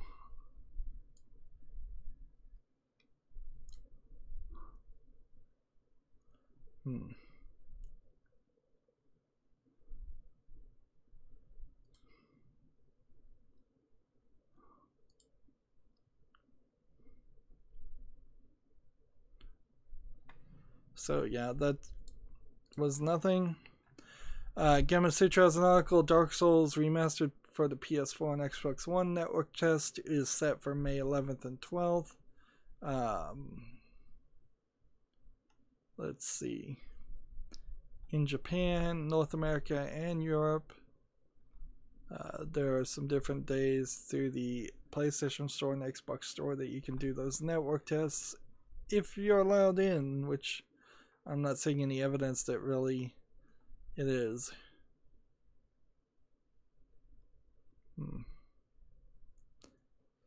Network test version client is now available for download on the Japanese PlayStation and Xbox Store. For the North America, it will be available on May 1st. Like, I suppose I'm really not the kind of person though that would recommend people help, like, wasted their time to help other people get their networking program, their netcode working correctly. What do I want to do? Wait. Jump. Let's do this. Then do this.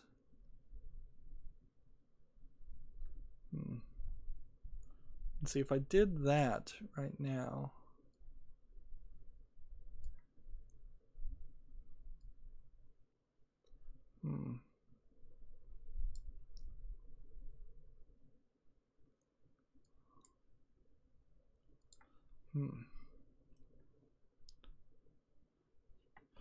Let's see. The big news, I suppose, the I'd forgotten that Total Biscuit had said he was not going to uh, deal with social media anymore because of his cancer and because he just frankly didn't want to deal with it anymore. So he wasn't looking really at Twitter and he wasn't really looking at Reddit. And so that might explain why there was no comment on the rumor on Reddit for his cancer treatment, his experimental liver treatment to get his liver working again had failed. But they came out and they got a response. Reddit themselves got a response and relayed the response to say, yes, it is basically what you heard is true. His cancer treatment is not working. He's stage 4 terminal. He has been for a while. He probably isn't going to last, if I was to just pick up some numbers off the top of my head, between anywhere from 6 months to, if I was generous, I would say 4 years. Like he's gonna die. And so he's officially announced he's retiring from games criticism, which I'm not sure if he hadn't already really done that. Like maybe I wasn't following his website or wherever he was writing reviews or anything like that. So like I haven't seen him actually write any reviews or talk about any games other than on the Podquisition. No, not the Podquisition. That's the Jim Sterling podcast. The co-optional podcast is Total Biscuits. Like, so like he's still gonna do co-optional, but he's pretty much not going to do anything else because treatments that he's still trying to do to elongate the rest of his life are just going to mess up his schedule more. There's really not too much more you can even say from that. But he has, I guess, officially said this. Now, and that's kind of a shame, certainly. I mean, just because of anybody dying is a shame, but it's going to be a big loss to the well-known video game critics community if we lose Total Biscuit, because Total Biscuit was one of the few people that maybe because of his cancer didn't care about the opinions of the rest of the video game critic community so much. And so he actually talked about the whole Gamergate thing from the perspective of what it really was about, instead of immediately calling all video gamers sexist and scum, and he was actually talking about, no, actually it is wrong for a video game creator to be sleeping with the people that are writing the reviews of their games and not disclosing any of that to anybody. That being said, his friend has released Monster Party as a game he totally created, and I believe Total Biscuit has also worked in video games and lent his voice to video games, and he's tried to be ethical, but I think he probably has crossed the line too much too. The truth is, it's just really, really hard as a video game critic to put your foot down and say, I'm not going to receive review copies. I'm not going to put my voice in any game. I'm not going to become friends with the people I'm criticizing, because you have this entire society of video game creators asking you to be their friend, treating you really nice, buttering you up, and it's easy to lose perspective and fall into that. I imagine the co-optional podcast, for the most part, will fall apart as soon as Total Biscuit dies. because you're not really going to want to listen to the other two co what would you call them, co-hosts. Yeah, not really going to want to listen to them directly because they're going to get off topic and not stay on topic. And Total Biscuit makes the co-optional podcast stay on track a little bit, and it's going to completely go off the rails. And the lady co-host on co-optional is just about to give birth, so she's going to be off the co-optional podcast pretty quickly. She's not going to have time for it. Anytime anybody has a new kid, they have no time for anything. That's just how it goes. Just be graceful about it and say, look, she may come back in 4 or 5 years when this kid gets into kindergarten, but that's about as much as you can expect. And then Jesse is the one that is making the game, the Monster Prom game, and he's the goofy side character, and he's all right as the goofy side character, but he does not work as a host, and he will not work as a who cares? I was gonna lose anyways. He's not gonna work without the other characters playing off of him. Anyways, moving on. There's a game called Mr. Sweet on Steam. Only game from this developer for $4.49, 10% off. And what is this game? Let's see, it says it's a early access indie. No user reviews. Came out April 3rd.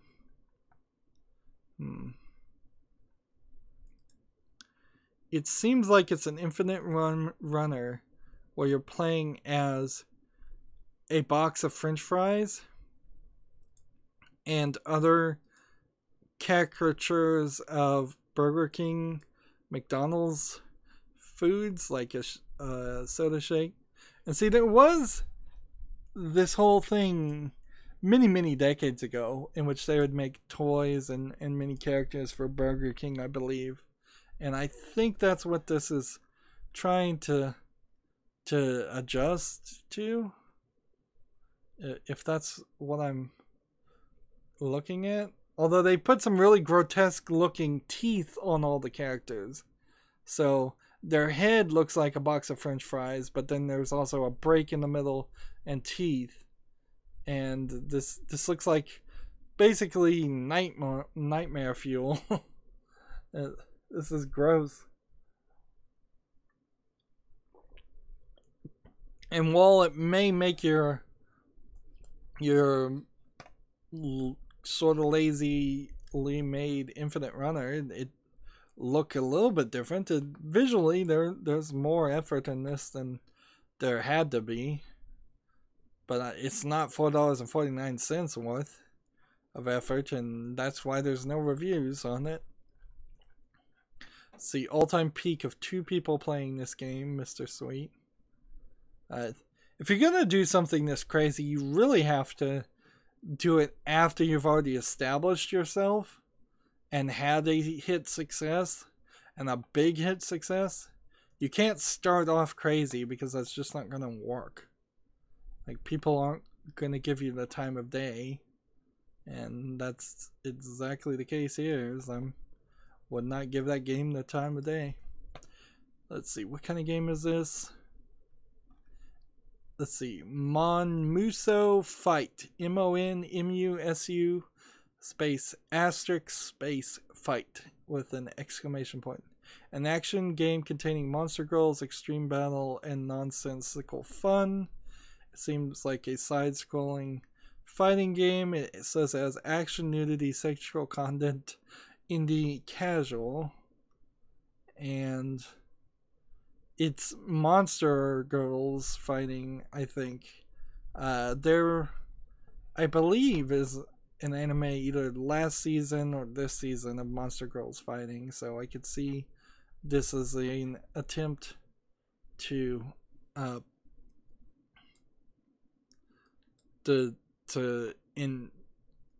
get some sales based on somebody else's work because of that, but I think it's probably way too little, way too late.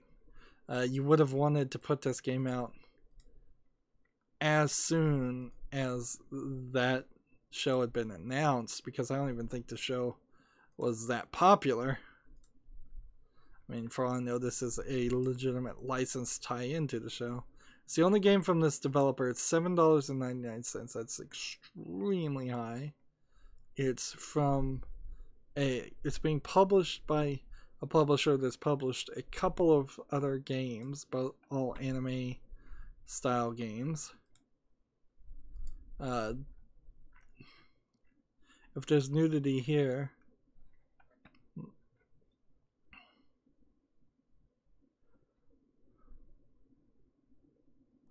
like the first thing it says about the game is 99% translated. Only the 2D Fight Maker second engine system interface, i.e. key and gamepad configuration, is not translated. Which, okay, that's not an acceptable response. Like, only the part that you really needed to know is not translated, but everything else we swear is translated. And it's like, nope, that's not acceptable. Says no difficult input commands, perform your fabulous combos with ease. So it's a button masher, basically with no strategy or skill. That's going to kick out most fighter aficionados. There's 2 positive reviews and 0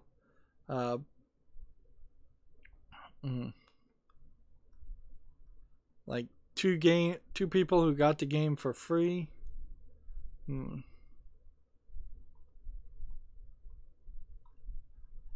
Like that are given 2 reviews from people that got it for free, rating it high.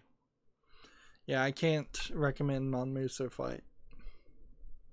Like, let's look into the net thing. Single player, multiplayer. So it does have multiplayer, but then you wouldn't be probably running into anybody who's actually playing it, if I was to guess. Might as well do this because I'm gonna do this, and then play here and do this, and then the turn.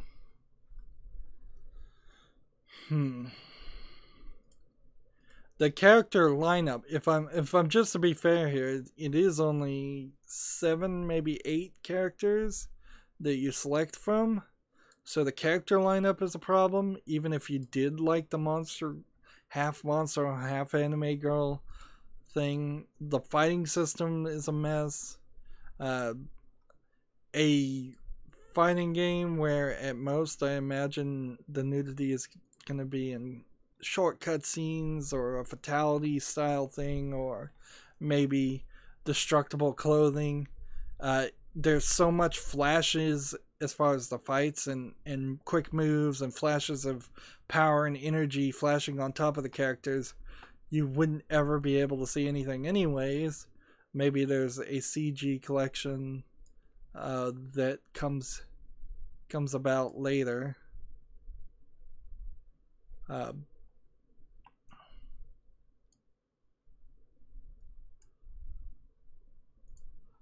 So yeah, I don't think this game suits anybody's needs.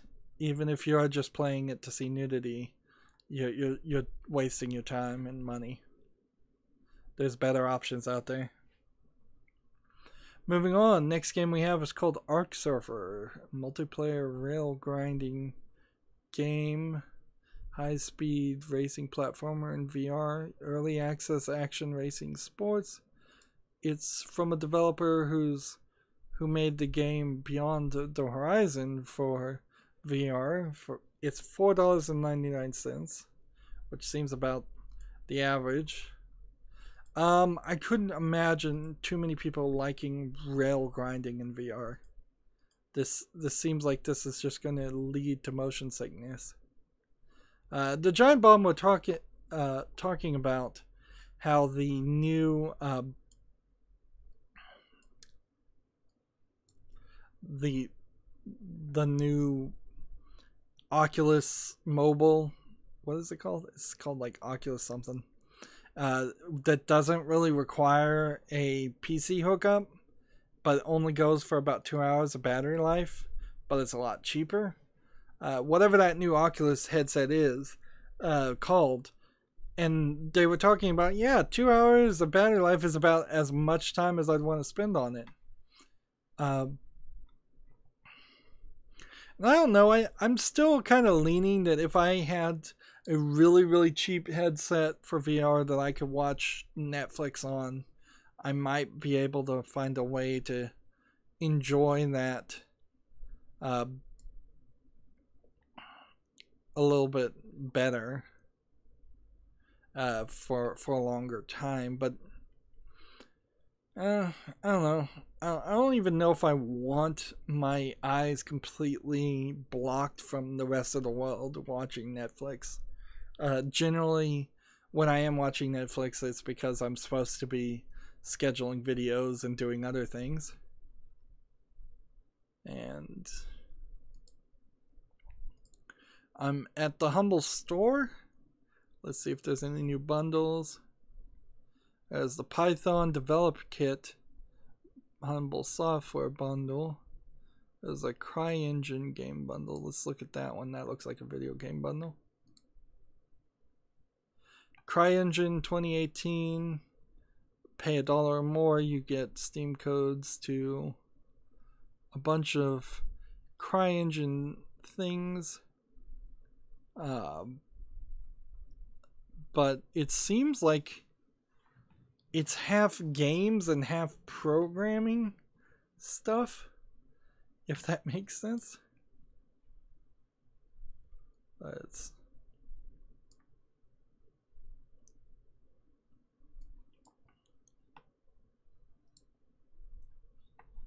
like Crisis Animation Pack if you pay $1 more. And then if you pay more than the average of $6.53, you get Snow Pro Pack DLC and Sniper 2 and Rise Son of Rome with Rise DLC. And if you pay $15 or more, you get Sniper 3, Ghost Warrior 3, Homefront The Revolution, which is not a good game. The Climber Asset Pack. Do you get the Climber at any point earlier? Man, does this feel like a random assortment of Crisis, like CryEngine games that maybe they only are getting games that came out in 2018 that use the Crisis engine, and maybe that's the idea. Because otherwise this doesn't make a lot of sense. I shouldn't have played that first. But whatever.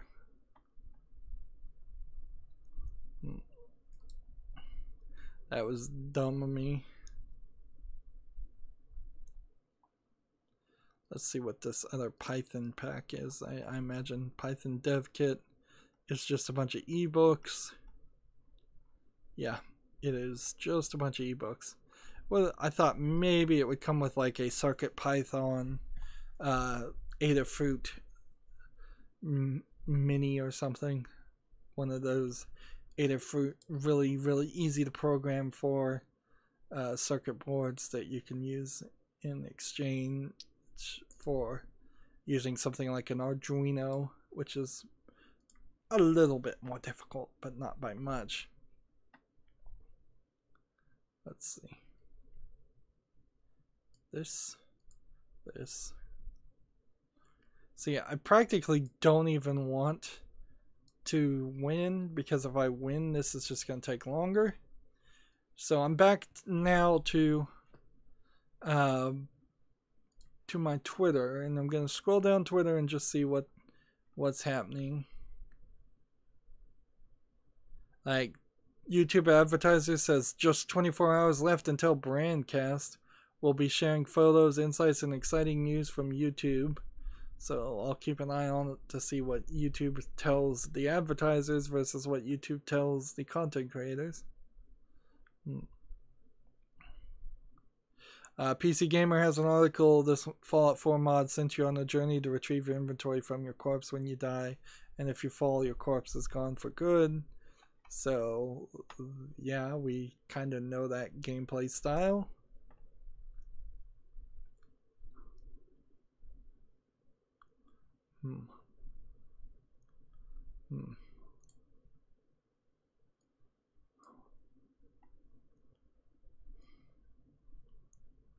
Let's see, what do I want to do?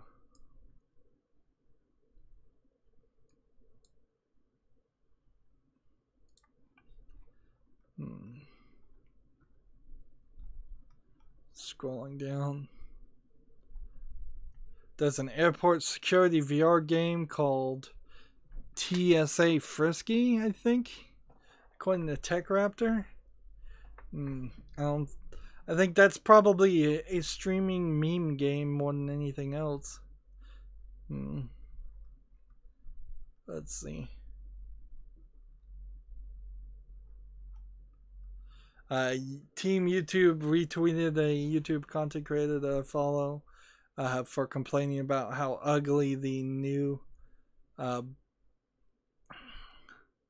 the new YouTube beta video manager looks. With it's just got a ton of white space. I did that wrong.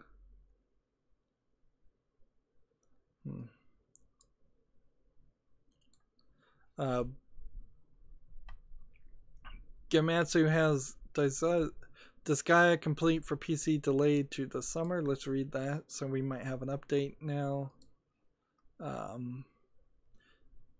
NIS America has delayed the PC version of Disgaea 5 complete from its previously planned May 17 release date to this summer, the publisher announced. Here's the full message. As beta testing was ongoing, we have been fixing bugs and the issues as they were discovered while working on corrections last night. We came across a new issue that requires additional attention that will take more time to resolve. Unfortunately, until the issue can be resolved, the release date will be postponed, and we are now targeting a release for summer 2018. We offer our sincerest apologies. Currently, we have disabled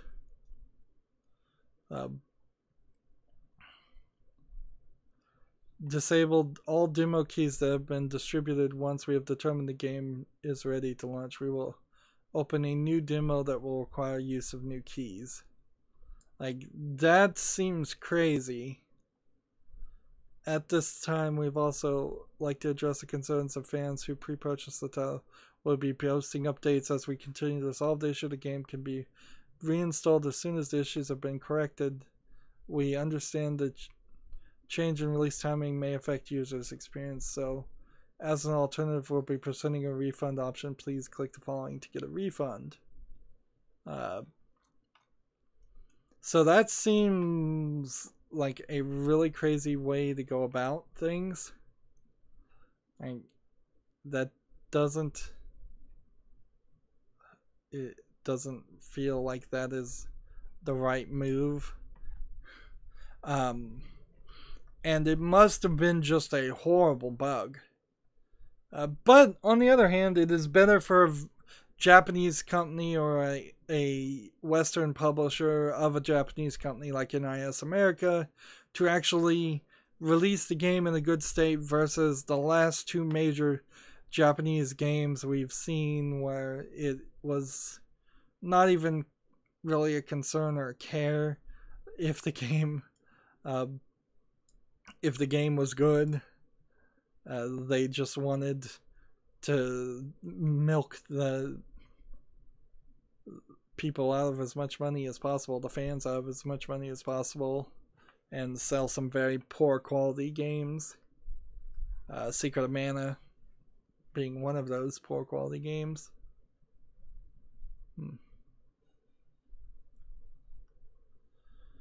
Let's see.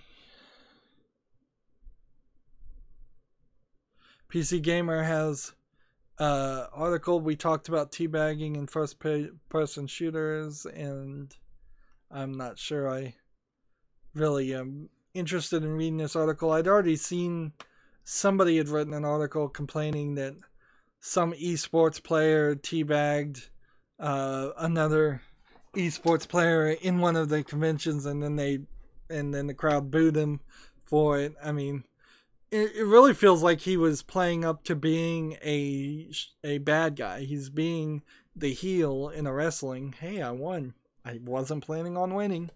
So you have the faces in wrestling, and you have the heel. And I have thought to myself, if video game critics start talking about wrestling, that's the point when they've lost the plot and should get back to video games. Anyways, the esports guy, I think he was playing the bad guy. I think he was being a jerk. I think in professional sports that is acceptable. You have jerks on basketball, baseball, football, any kind of sports, boxing, UFC. You see them all the time being trying to get in the head, trying to mess with people.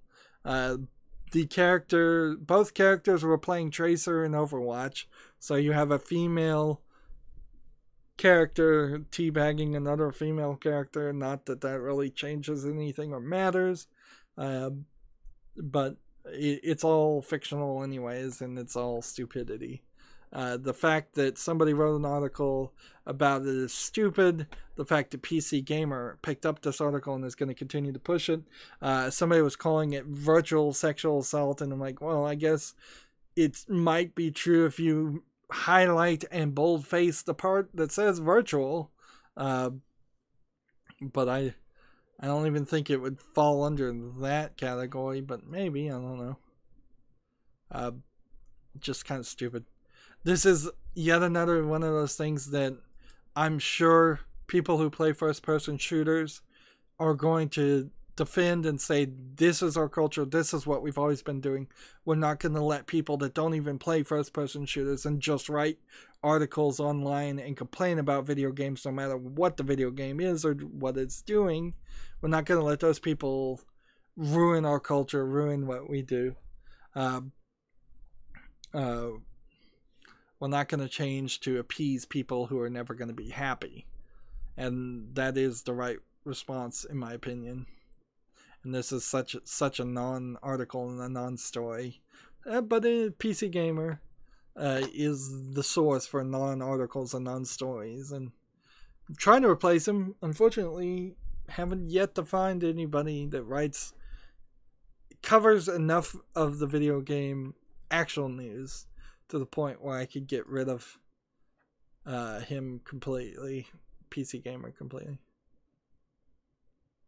Let's see what I want to do. If I did this, and then this, and then in turn. PC Gamer, moving forward, has a Beyond Good and Evil 2. We'll get a live stream update later this week. I wouldn't be surprised if the live stream update is a delay moving towards a cancellation. I'm not sure if Beyond Good and Evil 2 ever actually was in development or if it was just a part of the ploy to keep Vivendi from buying Ubisoft. There is, I suppose, also an argument to be made that that what has been shown for Beyond Good and Evil 2 is not a real sequel to Beyond Good and Evil 1, and so it isn't lining itself up to be what people want anyways. So we'll have to wait and see if the game ever comes out before we can criticize it, but it definitely looks way different than the Beyond Good and Evil 1 because it's so old now that you basically need a reboot, not a sequel, but you still need to have a game that plays somewhat similar to the way that game played and not just a completely different thing. PC Gamer's next article That's all that's on my feed pretty much right now. Let's see.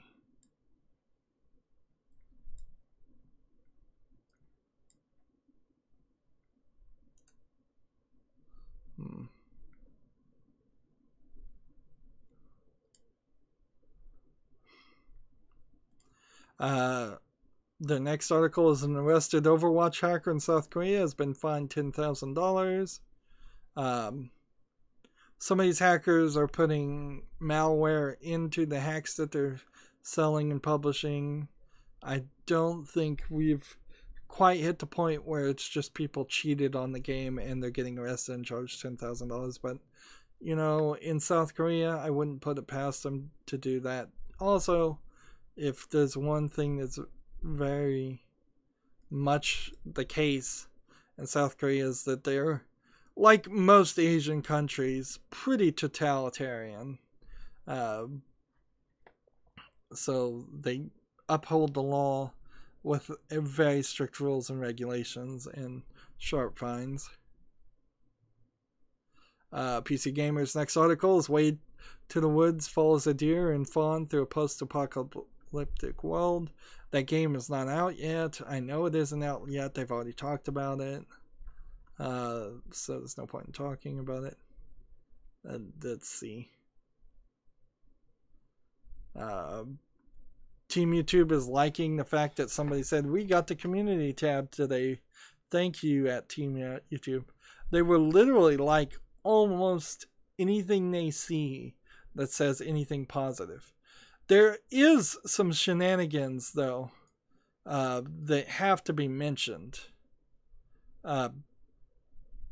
You cannot deny that while Team YouTube on Twitter is thumbs upping and liking people saying that they got a 1,000 they got 1,000 subscribers and they think that they're about to be in the partnership program. The truth of the matter is they're not letting people in the partnership program. So they are actively contributing to and retweeting the deception and the lie that if you get half a year's of watch time, 4,000 watch hours, and 1,000 subscribers, you'll be considered and let into the watch program. They're not doing that. They just aren't right now. They're behind and they're delaying it. And I'm not sure more than a handful of people have been let in, if anybody. It could be zero. It literally could be 0 people have been let into the partnership program since they changed the rules. And it'd be hard to prove it one way or the other. Let's not get into too much of a rant, though, and let's continue scrolling. 2 hours ago, Hearthstone episode 889 aired on my channel. Let's see, Gamasutra has an article. Nintendo credits its mobile push for the rise in Switch sales in Asia and the Middle East. I think VidCon, I think I may have said that I thought VidCon must have happened. I don't think it has, actually. I think it's happening in a week or two. It doesn't really matter to me. The free-to-play hero shooter Paladins goes into full release next week, according to PC Gamer again. And I've really got to find something else. I gotta find somebody else to write.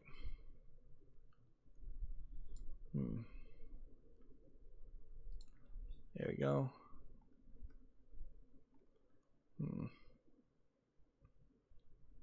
Apparently they're having a creator summit, or they did have a creator summit, but that was probably an invite only thing. There's another Team YouTube liking somebody saying, hey, I got a bunch of subscribers.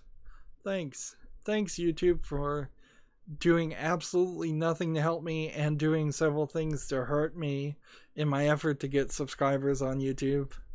Because that's, I mean, I am on a rant. I'm on a rant. I can't get off this rant.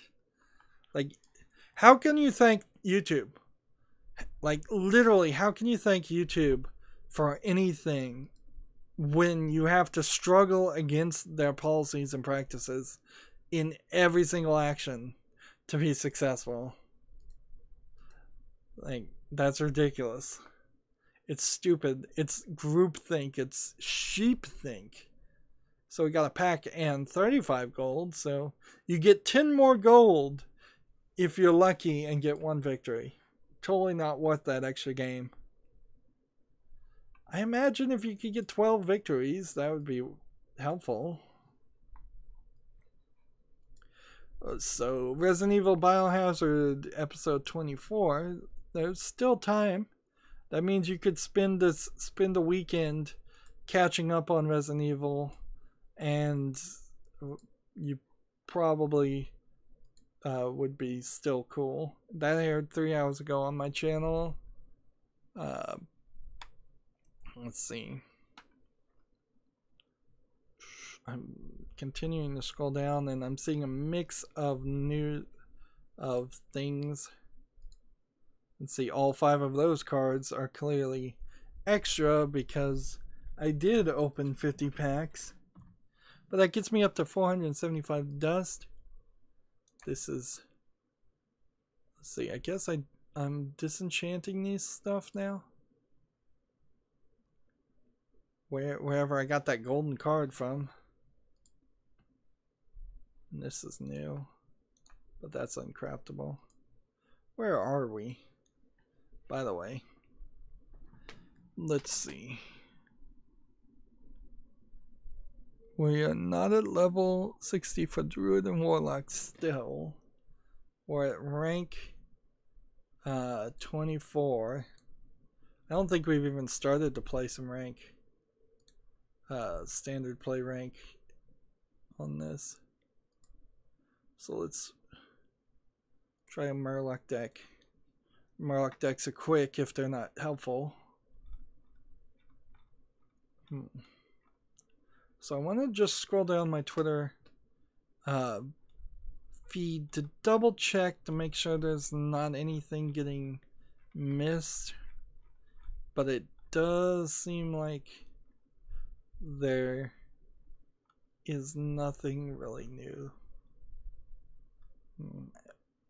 Well, there's a game I missed, but it's called Mushroom Heroes. If you're interested, it looks like garbage, so we can just skip over that.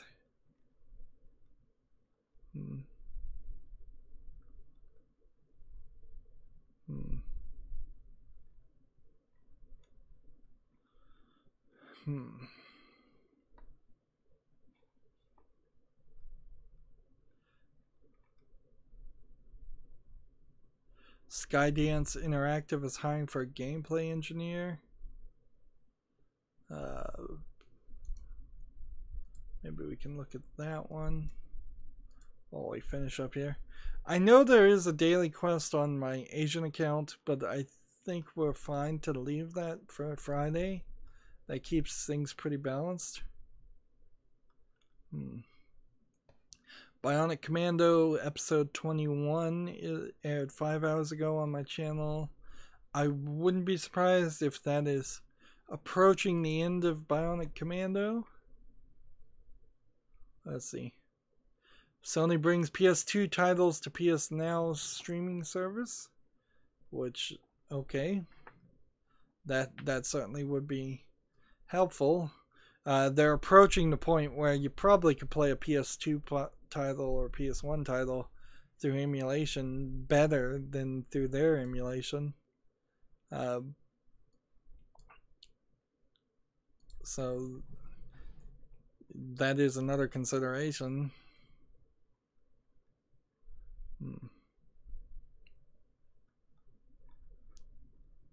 Trivia Vault released a new version of the exact same game on Steam. Ever since I started looking at games on Steam, or almost every game that comes out on Steam, I've noticed that there are definitely some bad actors that are pretty obvious. If they just had one person at Valve looking at what was getting released, you would know immediately, this company needs to be investigated further, this company needs to be kicked off. Swords of Ditto is pretty much not getting talked about at all, other than by Digital Devolver, the publisher. It seems like the consensus is nobody really liked it. The mix of two very different styles of gameplay didn't match well. Evoland Legendary Edition has been rated in Australia, so that probably means a Legendary Edition will come out for Australia and other areas. Let's see.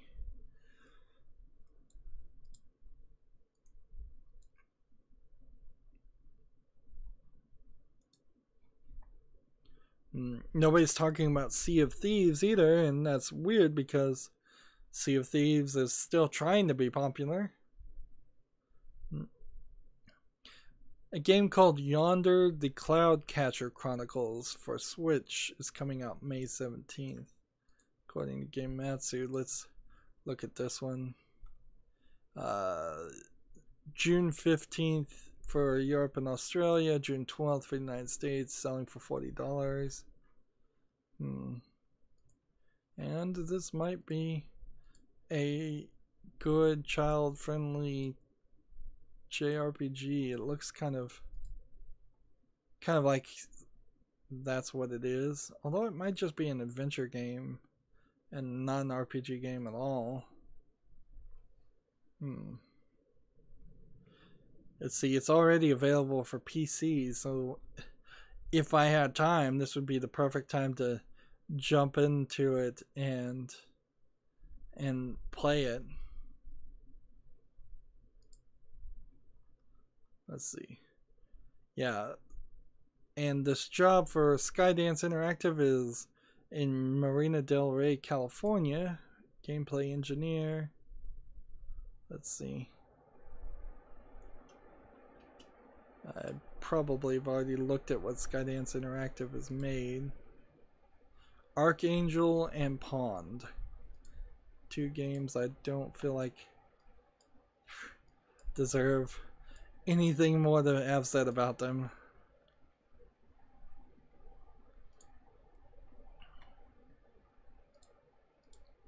Let's just keep on scrolling down. Again, Twitter has just totally messed itself up. I cannot be anything but unsatisfied with the way Twitter is now randomly depicting content it wasn't showing before, pretending like it's in chronological order when it obviously isn't quite in chronological order.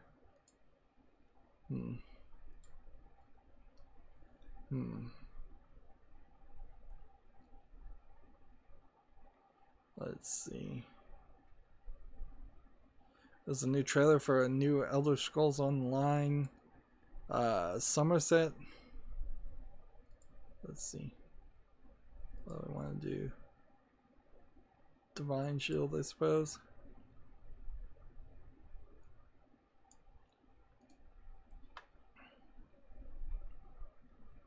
Let's see.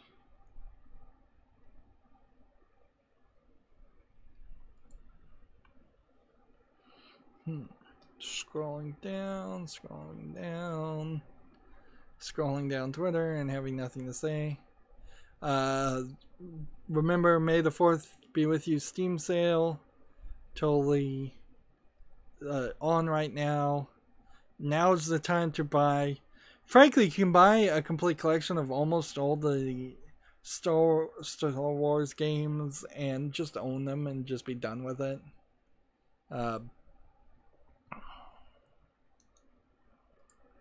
Like, there's apparently a new game we'll talk about on Friday. Let's see. No victory there.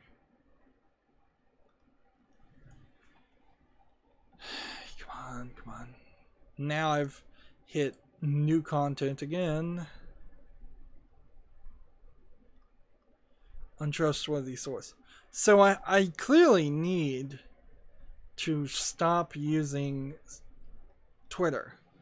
I need a new news source in which I can start over from scratch and get all press releases and articles on some other service like Twitter, but not Twitter.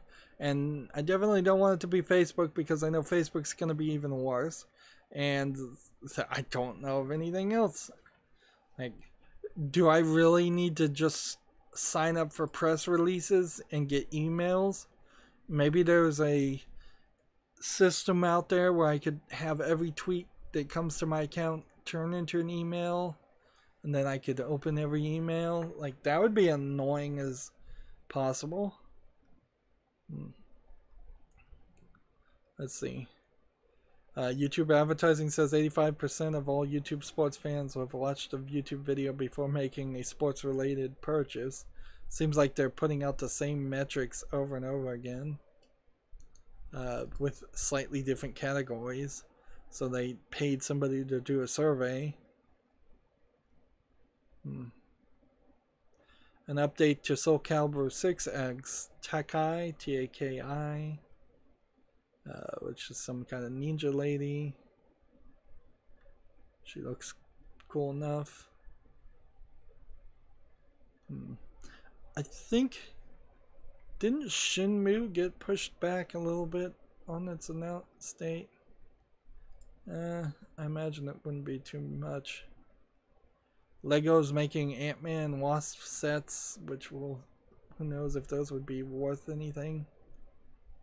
Probably not too much, other than to really big Lego fans of the Marvel series of sets, which are usually made for little kids anyways, so they're not the expert. Okay. Like, so now I'm at the very bottom of my Twitter. I click back to top. There's 5 new tweets. By the time I scroll down, let's see. Oh, what? Open. A new game has been out.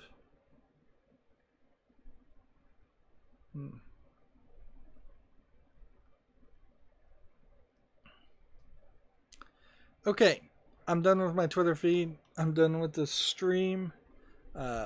We did pretty well. It took maybe about an hour longer than it should have. So again, I'm still failing to break up episodes into hour-long lists, hour-long amounts.